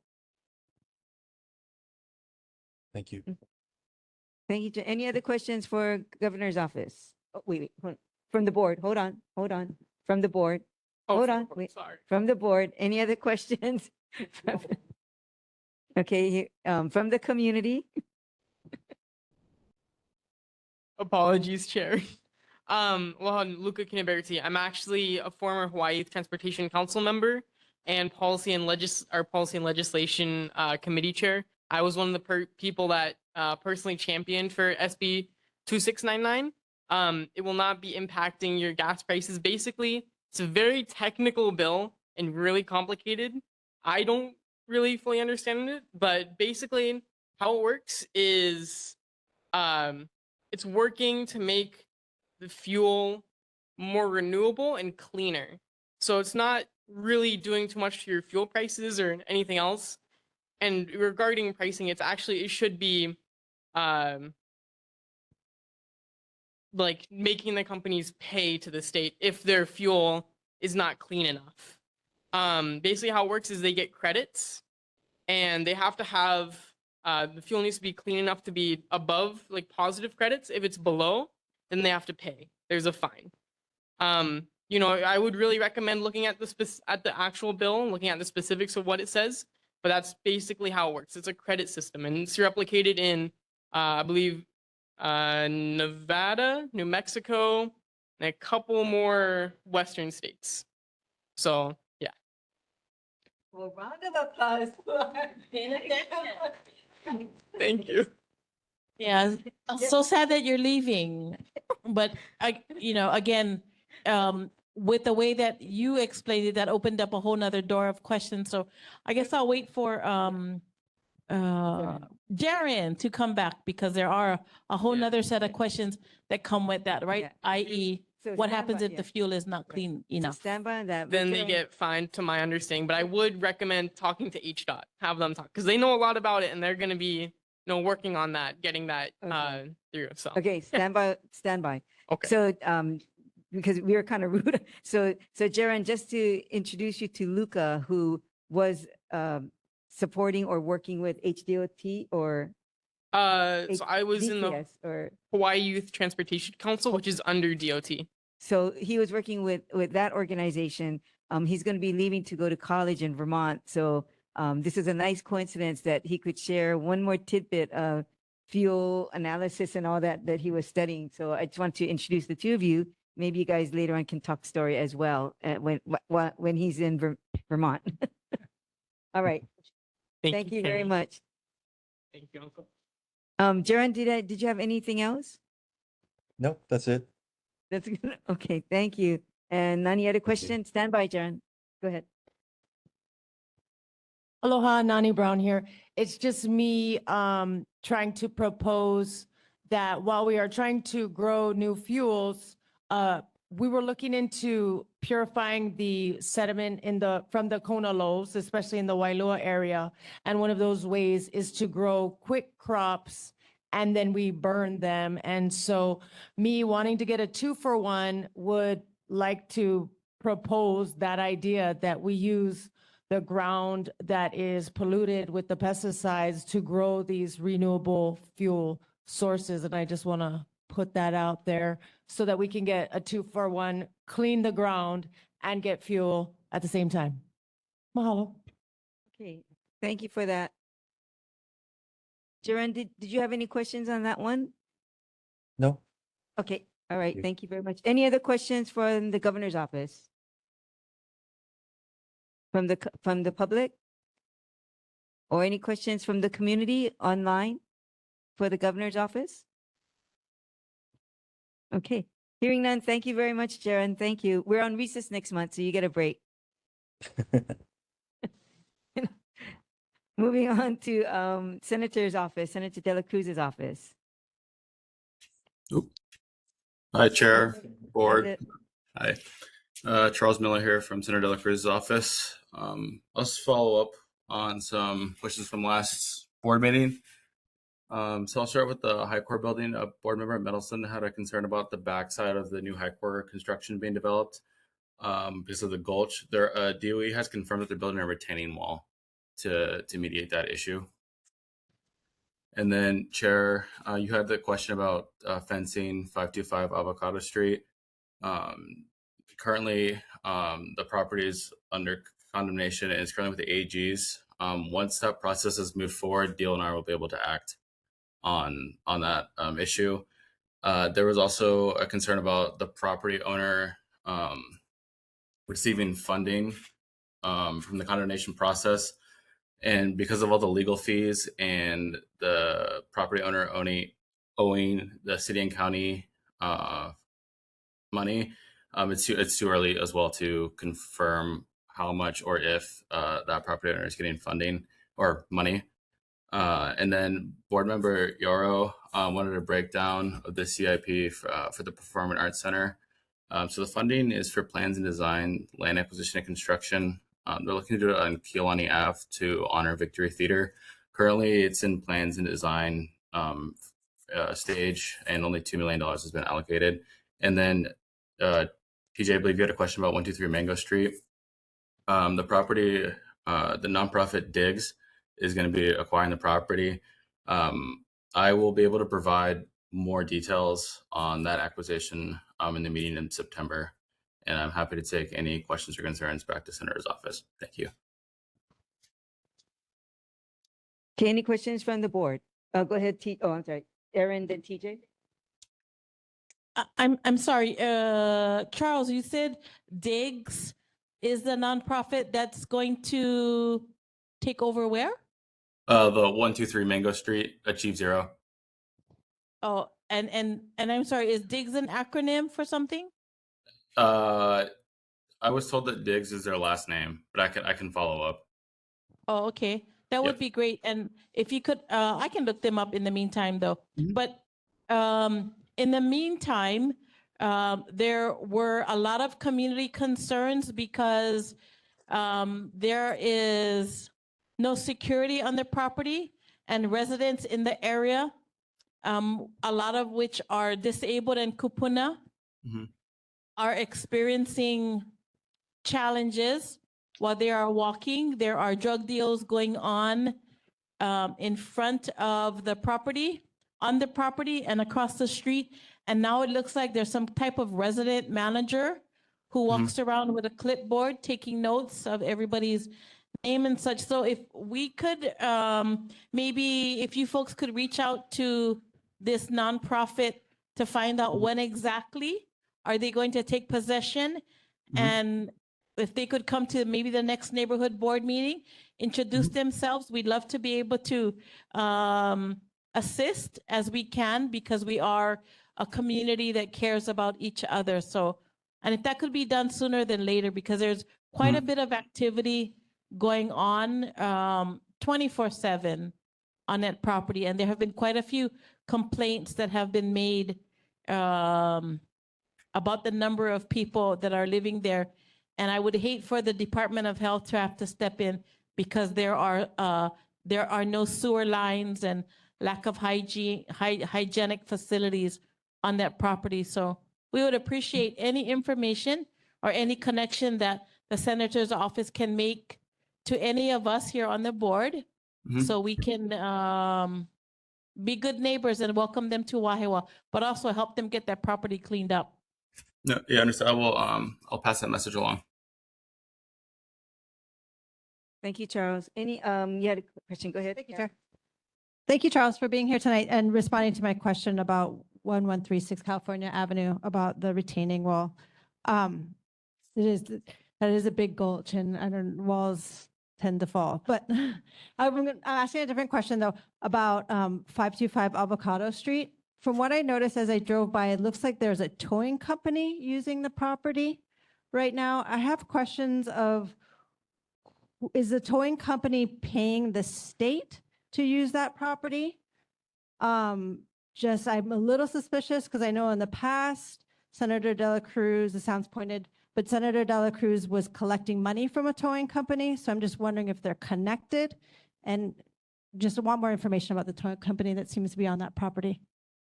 I can follow up, but I believe that the people that the property is getting condemned from own a towing company. Does that make sense? I believe they said that in the board meeting with DLNR, but I can follow up for confirmation. Okay, thanks, Charles. So just that possibly is they're using the property until it's condemned completely? You can clarify that later. Yeah, I'll clarify that. Okay, just so that everybody's on the same page, the question is at 525 Avocado Street, which some of you may or may not be familiar with. It's if you're coming into Wahiawā and you take your first right-hand turn, and you see the Muay Thai, and then the empty lot and the little brick house. Right after that, there's in the last 2-3 weeks, there's a chain up and it has a sign up for a towing company. But what we're hearing is that location may be part of the sale or something, not sure, but so we'll find out more on that. Okay, any other questions for Senator's office? I'm sorry, June? Just a quick one regarding the use of hydroelectric power on the dam. Mhm. Is it that feasible now that they're going to have, I guess, more than one operating gate? So, but that is kind of intriguing. Maybe it can pay for itself at least, or part of it. Thank you. Thank you, Uh, June. Yep. Oh, go ahead, Charles. Yeah, part of, I believe that is part of the construction or repair for the dam is for it to be able to provide hydroelectricity. I can provide more detail with that at the next board meeting. Okay, thank you. Thank you, Charles. Any other questions for the Senator's office? Yes, go ahead, Yvonne. Mahalo, Charles, for the update on the Performing Arts Center. Mhm. Can you just give a quick update too about whether like kind of where we are in the process? Like, is it out for bid for like a contractor to? Oh, or- sorry, my fault. Oh, it's very early. Plans and design. It's currently, I believe, with UHCDC, like in Oh, okay. pre-design. Yeah, so it hasn't even built to bid to consultants yet. Got it. Okay, thank Yeah. you. Just to dovetail off of that, Charles, so are we saying that the pre-design is for the three parcels from the corner moving over to where that little brick, not brick, but little house is? Yeah. Oops. Sorry. Give me 1 second. I can give you. Let me find it. So the property be 1012 Keelani Ave. So I believe it's the middle portion. It's not because of the portion closest, I guess. Like if closest to, I guess the only thing I can give it to is like the gas station. That's like a church currently, I believe, right? That's not part of it. It was a church. It's not a church. Oh, it's not a now, church that- anymore. Okay, yeah, because I know at one point it was a church, and then prior to that was a bar or something like that. Correct, correct. Yeah. Okay. And Charles, are we talking about the Performing Arts Center? Yes. Yes. It's a. Mhm. No, sorry. Go ahead. No, I'm sorry. Go ahead. I interrupted you. I didn't mean to interrupt you. No. So it's a Performing Arts Center slated for 1012 Keelani Avenue. Is that the old courthouse? No, that was, the courthouse is on this side. But I thought the performing arts was, to add to the mixture here, I thought the performing arts, we were talking about salvaging what used to be Victory Theater. That was the old film theater here in Wahiawā. That was Victory Theater. That was the name of it. Yes. What I can do is I can confirm and just stop, and I'll just stop the confusion there. And then in the September meeting, I will confirm, and we can move forward from there. I might have looked at the wrong TMK, and I apologize. No worries. Okay, that sounds like a plan. We'll meet up again in September. Okay, any other questions for the Senator's office? Yes, please. No. Yeah, go ahead. Yeah. Aloha, Nani Brown here. As per our last meeting, I am awaiting answers about the bridge and why you are continuing the project when only 124 people said that they wanted it. Yeah. Thank you for those comments. All questions and concerns will be answered at the pedestrian bridge meeting on Friday, August 28th. Will the senator be there? And are you guys willing to postpone the building that you're already doing until after the meeting? We were alerted of the meeting today. So Senator has been aware of it, but Senator or a staff member will be at the meeting. And then with the construction, I can follow up with, but that's not necessarily under our jurisdiction, from my understanding. I'm sorry, your project is not in your jurisdiction? Well, I'm sorry, I will have to follow up on if we can hold the project. Yeah, I'm sorry, I don't know how to answer that question because I apologize. But Okay, so maybe just to help out, Nani, can you just repeat your question to Charles so he knows for next meeting, he can come back with a response? Yeah. So can you repeat your question to Charles? Well, My follow-up question is, would you guys be willing to postpone any further construction until after the meeting? Yes, I will have to. I will have to follow up with you on that one. I do not have the jurisdiction to answer that question. Okay, and that's fair enough. That's fair enough. Like me personally. Yeah, no, that's fair enough, Charles. Okay, any other questions for the senator's office virtually? Oh, well, I'm sorry, coming back to here. Go ahead. Charles, it's TJ again. Just to follow up, could you also provide, if someone is going to be in attendance at the community meeting for the pedestrian bridge, could you folks also reiterate or reconfirm how the funding for this project took place and why it was so important that the funding only be given to this project and not put elsewhere? Thank you. Thank you. Okay, oh yeah, go ahead, Erin. Thank you, Charles. This is Erin. I have just a question for clarity and some transparency. Thank you for coming to our meetings. How do you sit down and meet with Senator De La Cruz? Tomorrow, do you have a meeting and then you go over all the issues and then you have ongoing conversations? Like how does the community concerns get into Senator De La Cruz's inbox or on his table? Oh, yes. So I bring it back tomorrow and speak with staff, and then we come up with the time to speak with Senator on it. But the first thing tomorrow morning, I will speak with the rest of the staff about this, with the concerns from the community. And then then we inform Senator from there once my notes and all that kind of stuff are straightened out. Okay, appreciate your time and due diligence on this. All that matters. Okay. Any other questions from the board? Questions from the community? Questions virtually for Senator's office? Yes. Okay, hi, Alan. Hey, I'm just curious, does the state for this pedestrian bridge, do they have to get a city and county permit? Because I was trying to hunt it down using the unfortunately obsolete Office of Environmental Quality Control web link, which is dead.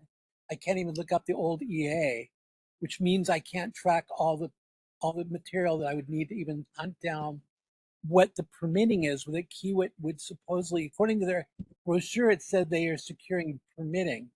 Now, is the state waiving permitting for them, or do they have to pull permitting through Department of Permitting through Honolulu Build? And why did you guys never get this environmental assessment back up on the new website? Sorry about that. Thank you. Thank you for your question, Alan. I apologize. I will have to follow up with an answer that I am, off the top of my head, I'm not familiar with the permitting process of that project. So Charles, will you be able to provide a response when we come back? We're in recess in August, but in September? Yeah, I'll be able to provide answers to all these Okay. at the September board meeting. Okay, thank you. So Alan, join us at our September meeting for an update. Thank you. Okay, any other questions for Senator's office? Okay, hearing none. Thank you, Charles. Thank you, Chair. Okay, calling on our representative, Amy Peruso. Aloha and good evening. So I'm kind of sad we're gonna have a recess next month because I think that we're gonna have a lot of updates and a lot to talk about. But as for right now, last Friday I joined the Wahiawā nurses downtown at the Queen's headquarters to share our community support for our nurses.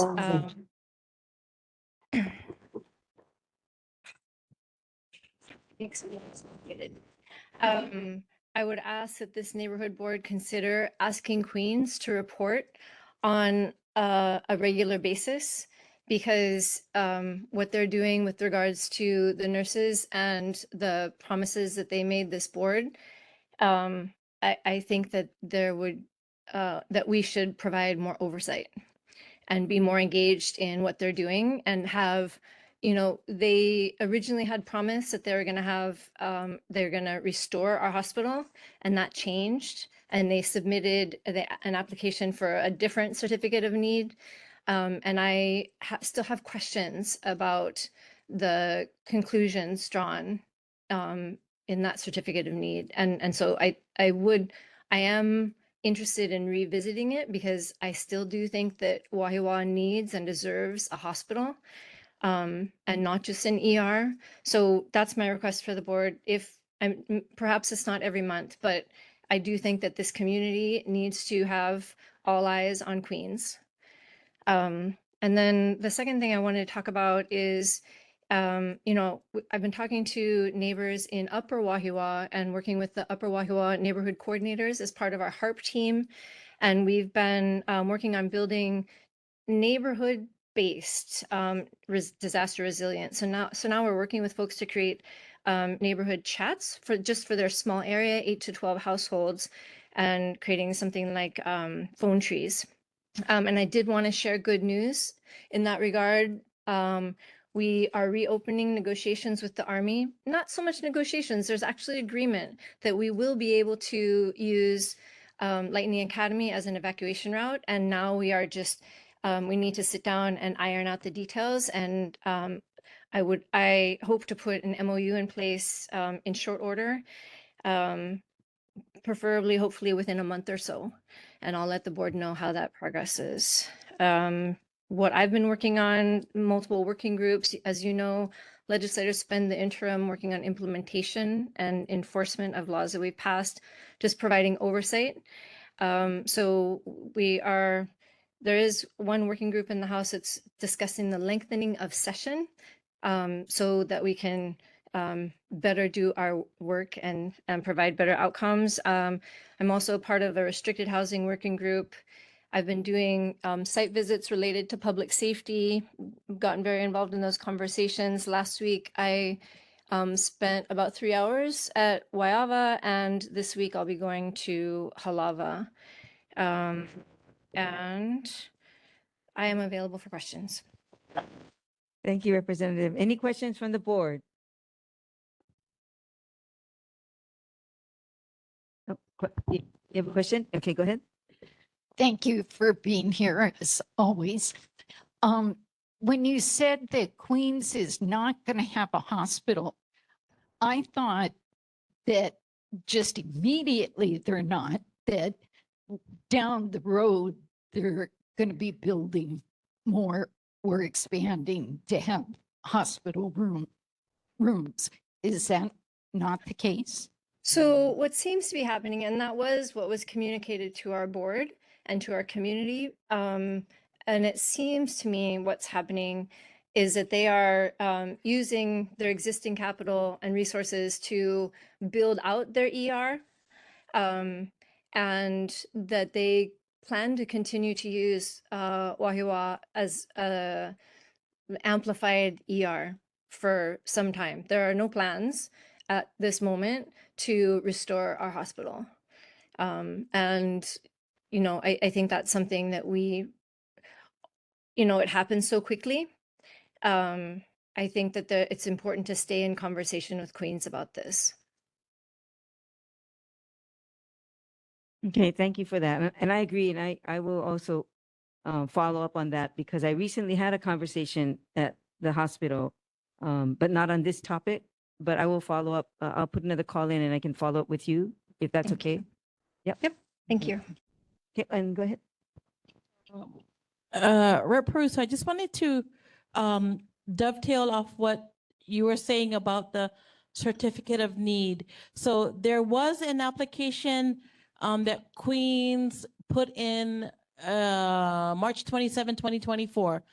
And if you folks want to, you can Google Department of Health, Certificate of Need, and then further search, once you're on that page, Queens, QUEEN''S, and you'll see the Certificate of Need that was issued in 2024. Now, what the Certificate of Need does, it mandates, or an organization applies to show, as the title says, that there is a need for the service, similar to what Ms. Costales was talking about earlier, where their organization is going through the Certificate of Need, or CON, process. So anytime you have an organization that will be providing a certain kind of medical or health service in a community, the certificate of need is one of the first places where they start. And there's not much announcement or notice to the community about a con, but if you're interested in our community, that is certainly a place, especially if we're going to have organizations like Queens and other behavioral health or special treatment facilities in our community. The Certificate of Need office is like number one for you to get started and get educated about. So it's a great website, very easy to maneuver around. And if you call the phone number on there, there actually is a person that answers the phone. So Board Member Umaki, I hope that's helpful. And then just one last thing, I just wanted to shout out to Rep. Peruso and her team. They've been coming out every Wednesday to volunteer, as well as the Navy volunteers have been coming out, and we're at the tail end. I think we have 1 or 2 more weeks, and we are providing food weekly for about 650 children in our 96786 zip code. So thank you for coming out and getting sunburned and rained upon with all of us that are out there. We really appreciate you. Yeah, my pleasure. And actually, I wish I could do it more often. We get called into, meetings and so forth, but I have been really gratified by watching the level of volunteerism kind of really rise this summer. So it was really great. Thank you very much. Any other comments for Representative? Any questions from the public?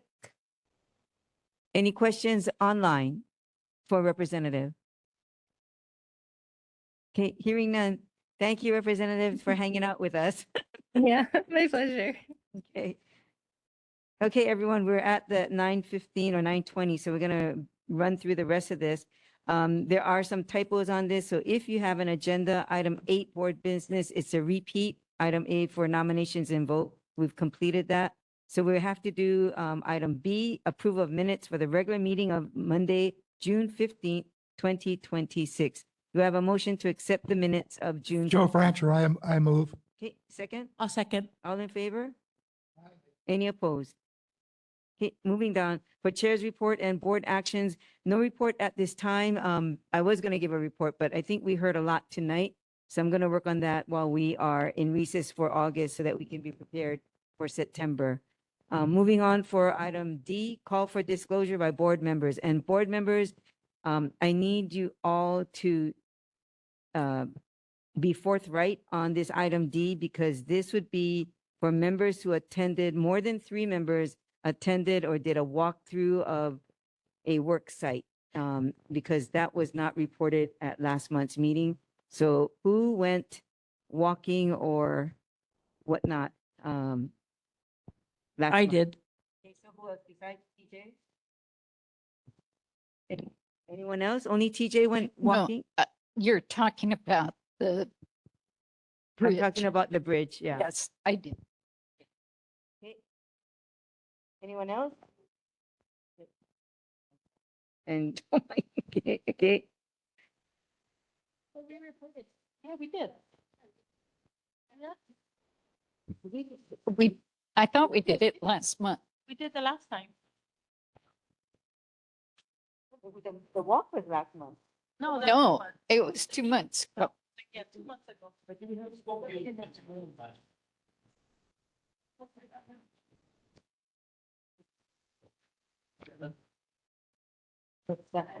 All right, stand by, I'm sorry. Wait, no.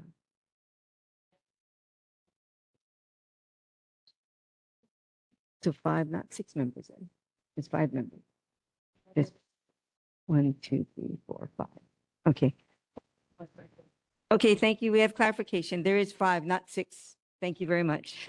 Okay, so that's. Excuse me, Yes, go Madam ahead. Chair. Yes. On the Hawaiian Affairs, the name is wrong. Wrong, yes, we're coming up to that one too. Okay. Okay, thank you.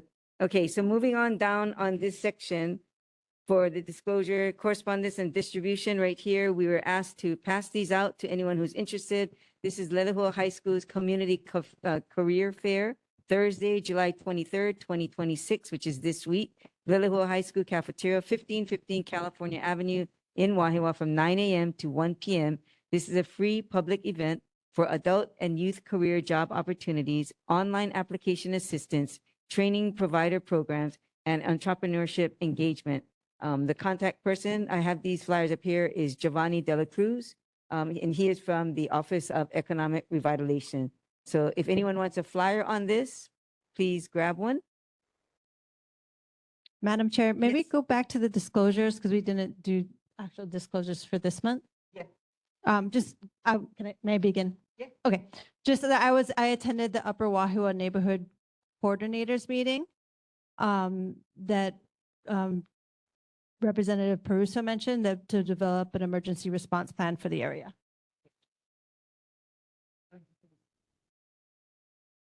Okay, anyone else? Hey, June? There was 3 of us at the site visit of the West Range Schofield Barracks.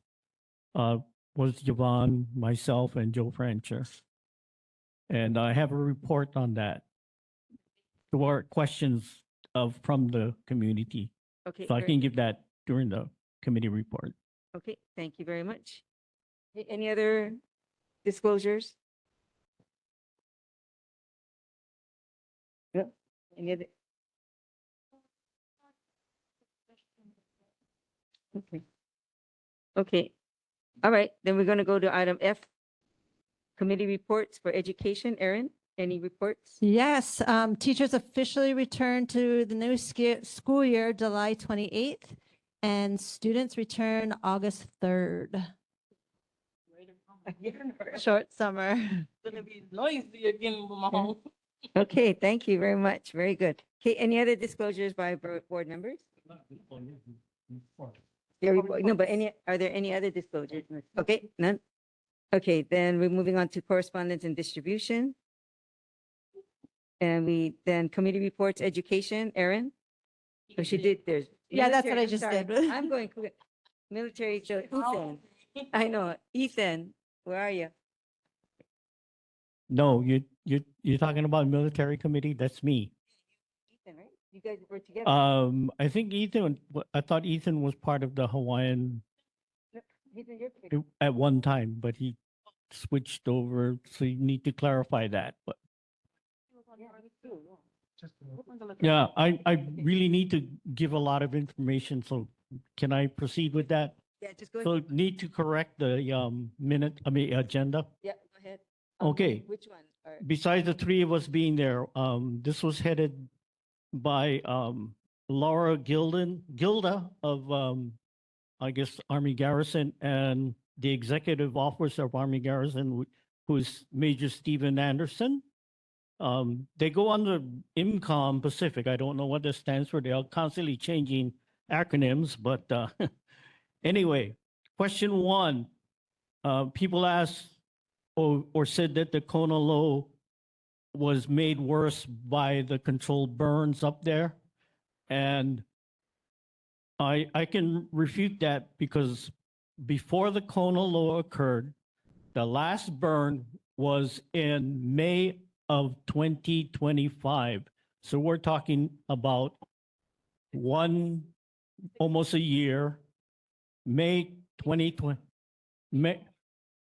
No, I'm talking about the last burn. Before the Kona Low, okay? Before the Kona Low. Before the Kona Low, the last burn was May of 2025. Okay. So if you ever look at the grass, how grass grows up there, there's no way that it would have affected the Kona Low runoff. Okay. And I even spoke to Tom Lenchenko on that, and he looked out there and he goes, "You're right. It couldn't have affected it."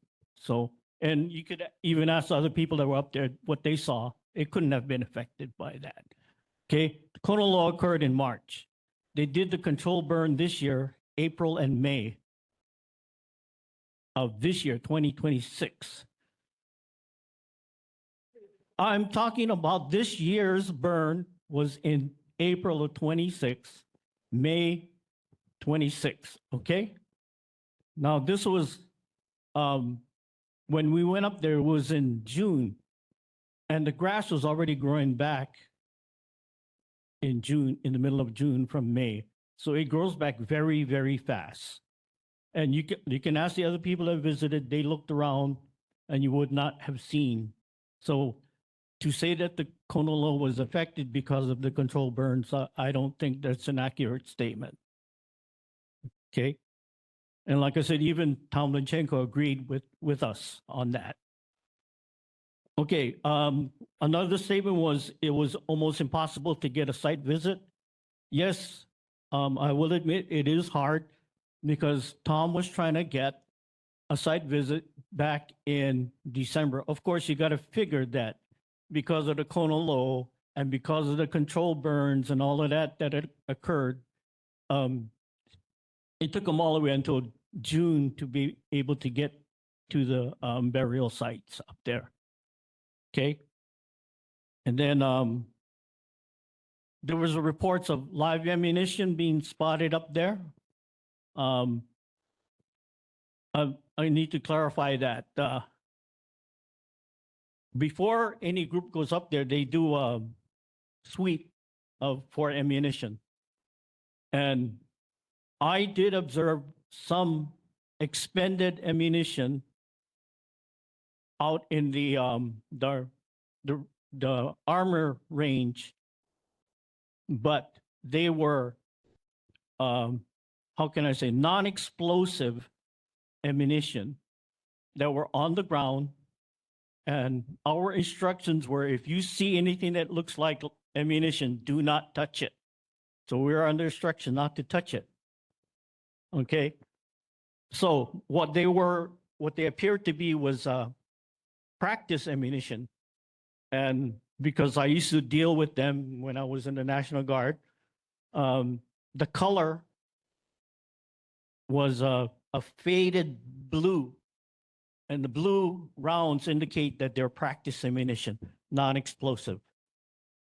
So yes, there are ammunition up there, but they're not necessarily of explosive in nature. Now, is there a possibility that you can come upon explosive ammunition up there? Yes, because they've been using that ground since what, World War I? So there could be dangerous explosive ammunition everywhere up there in the range because they've been using it for what, 100 years or so? So there's still that possibility, but they're not scattered all over the place. Okay.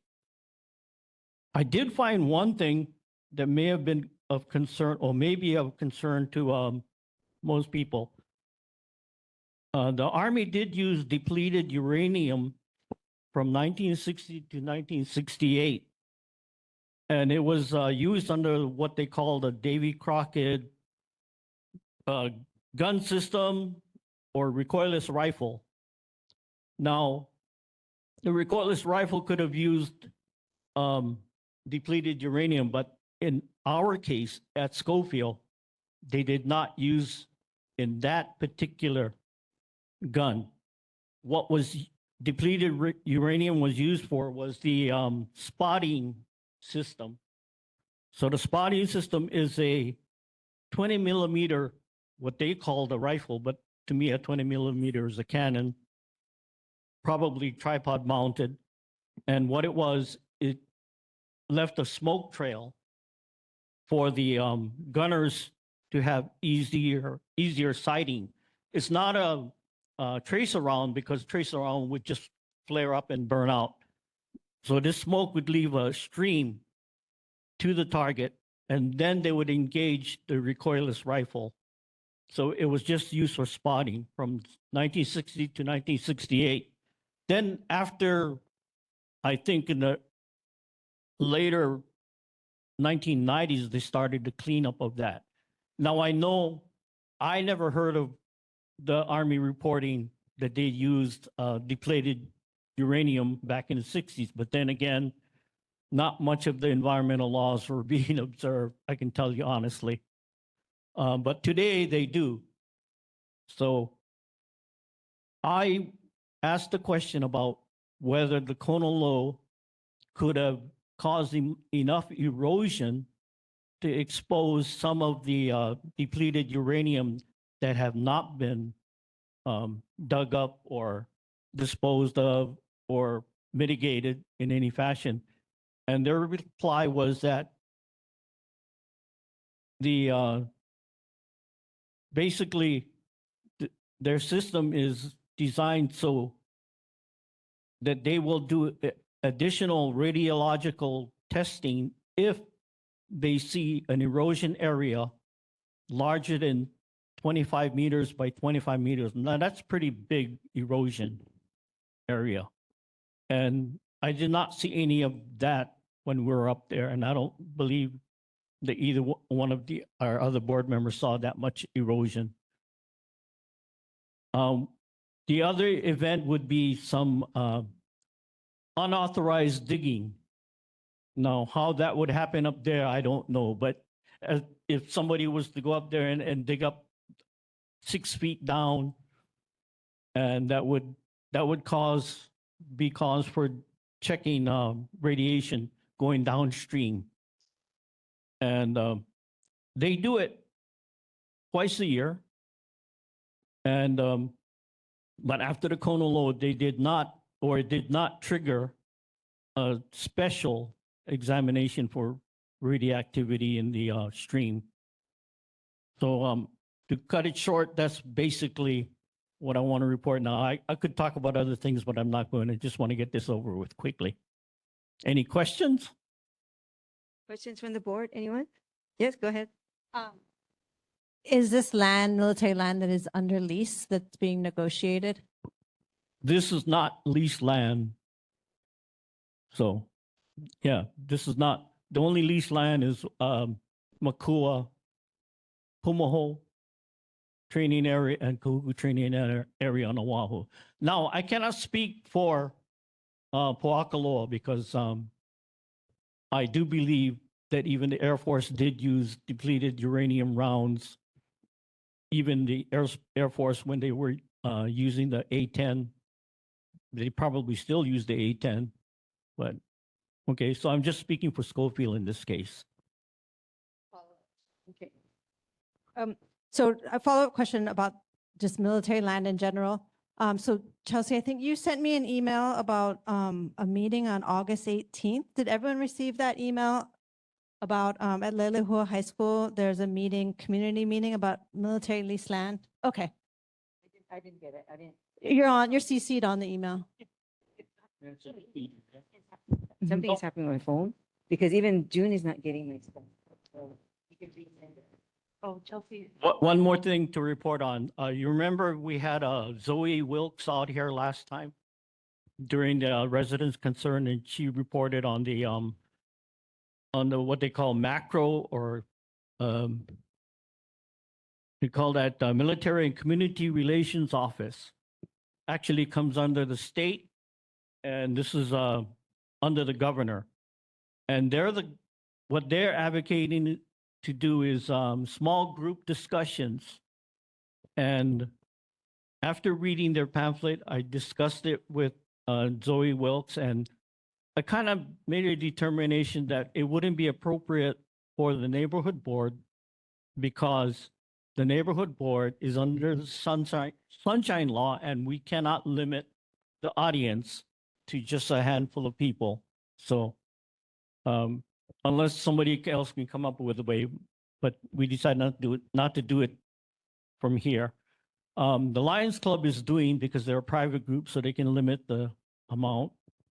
The Hawaiian Civic Club has requested more information on doing that because they're also a private, although they're a nonprofit, but they're thinking about doing it too. And I was going to contact WCBA and the Mililani Lions too, if they want to. And that's it.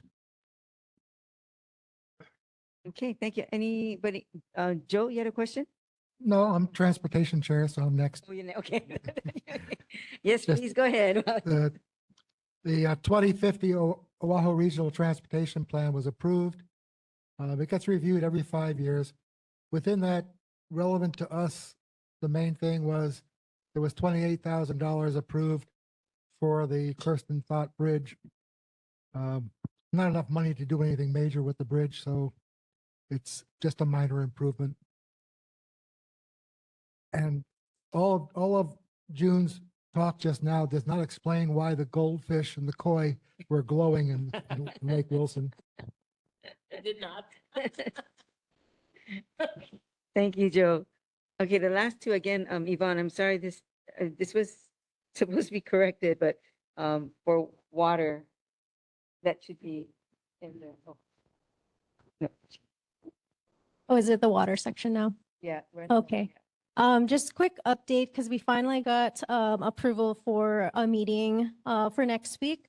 That's our water committee is going to be meeting in this room next Tuesday, July 28th at 6:30 p.m. And then I'll speak with Chelsea to see if we can get a Zoom option for those who might want to join virtually. But we're meeting in this room in person and still working on the agenda. So that should be out by tomorrow, I believe. But if you folks don't already have or are not already signed up for updates about like these meetings, you can share your email with me and I'll like forward the agenda to you once we have it finalized. Okay. Thank you. Yes, and it's open to all community members. Wait, oh, committee? Community. Okay, I'm sorry. I think it's a committee. Okay. You had a question? Aloha Chair, aloha Board. My name is Daniel Michael Gabriel. I thank you for making that meeting for next week, Tuesday. I will make sure that I'm here. But I also like to address this point again. This will now be the fourth petition to the board to be able to join this water committee as a non-voting member. So I just want to go back to minute 59 and 56 seconds from June meeting. Resident Daniel Michael Gabriel, me, identified as Hawaii's only certified water specialist through the WQA Water Quality Association, stated he has been seeking to sit on the board's Water and Land Committee as a non-voting community member since July 2025. He described a series of follow-ups through November 2025, a stalled email thread with Chair Ishikawa and member Yoro, chair of the Water Committee, and no resolution as of the meeting date last month. He asked the board to take action on this request and questioned whether the board is adequately representing the community. Again, I just want to make this my fourth petition to the board. I'd like to see this on the agenda and see a motion or some sort of progress here, being one of the specialists on the island in terms of water. Another thing I'd like to petition to the board also regarding this water and land issue, because it does tie into the pedestrian bridge, because it is going over our body of water and it's affecting our land.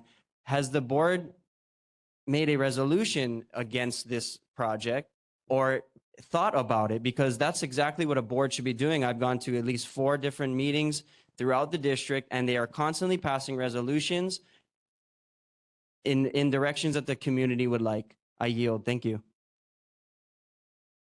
I'd just like to comment, we actually did take a stand on the pedestrian bridge project. How many years ago, Jeannie?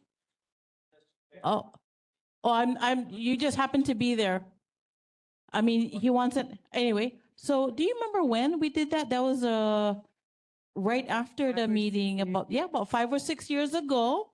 That was addressed and the board did take a stand on that. And we did emphatically say that we did not support that bridge project. Yeah.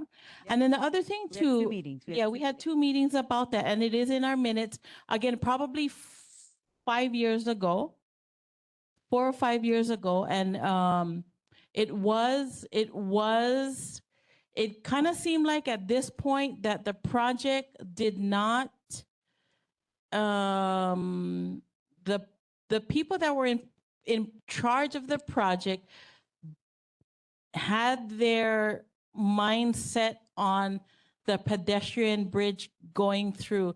And that's why I had asked Senator's office to go back and tell us how the project was funded, because it begs to explain why the monies cannot go elsewhere, or that's what we're told, is that the monies cannot go elsewhere. So like I said, it's been a few years, because my dad was still alive actually, and he's been gone for 7 years. So it's been at least 7 years since the first meeting was held at Helemano Elementary, when there were signs put up about the project, and we were told by DOT that there was no other way for the money to be used. So that was, yeah, it had to be like 2018 or somewhere around there. And then the other point I wanted to ask our NA, what exactly is the process for when a community member wants to be on one of our committees? Because resident did say that there had to be a motion or some kind of formal process to be on the committee. And as I recall, back in the day, I was on a couple of the committees before I sat on the board, and there was no formal process. I just inquired with the chair about what the agendas were, when the meetings were, and I wanted to be part of the conversation. So I also do know that over the last, I'd say, year or so, there have been some changes as far as the neighborhood board staff. I know people have gone on to other positions, so it hasn't always been, even for the Hawaiian committee, it hasn't always been easy to continue a conversation about when meetings can be scheduled. So again, Chelsea, could you tell us what is the process for a community member that wants to be part of a committee?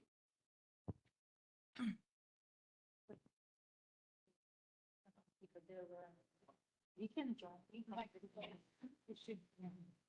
And sorry, Michelle.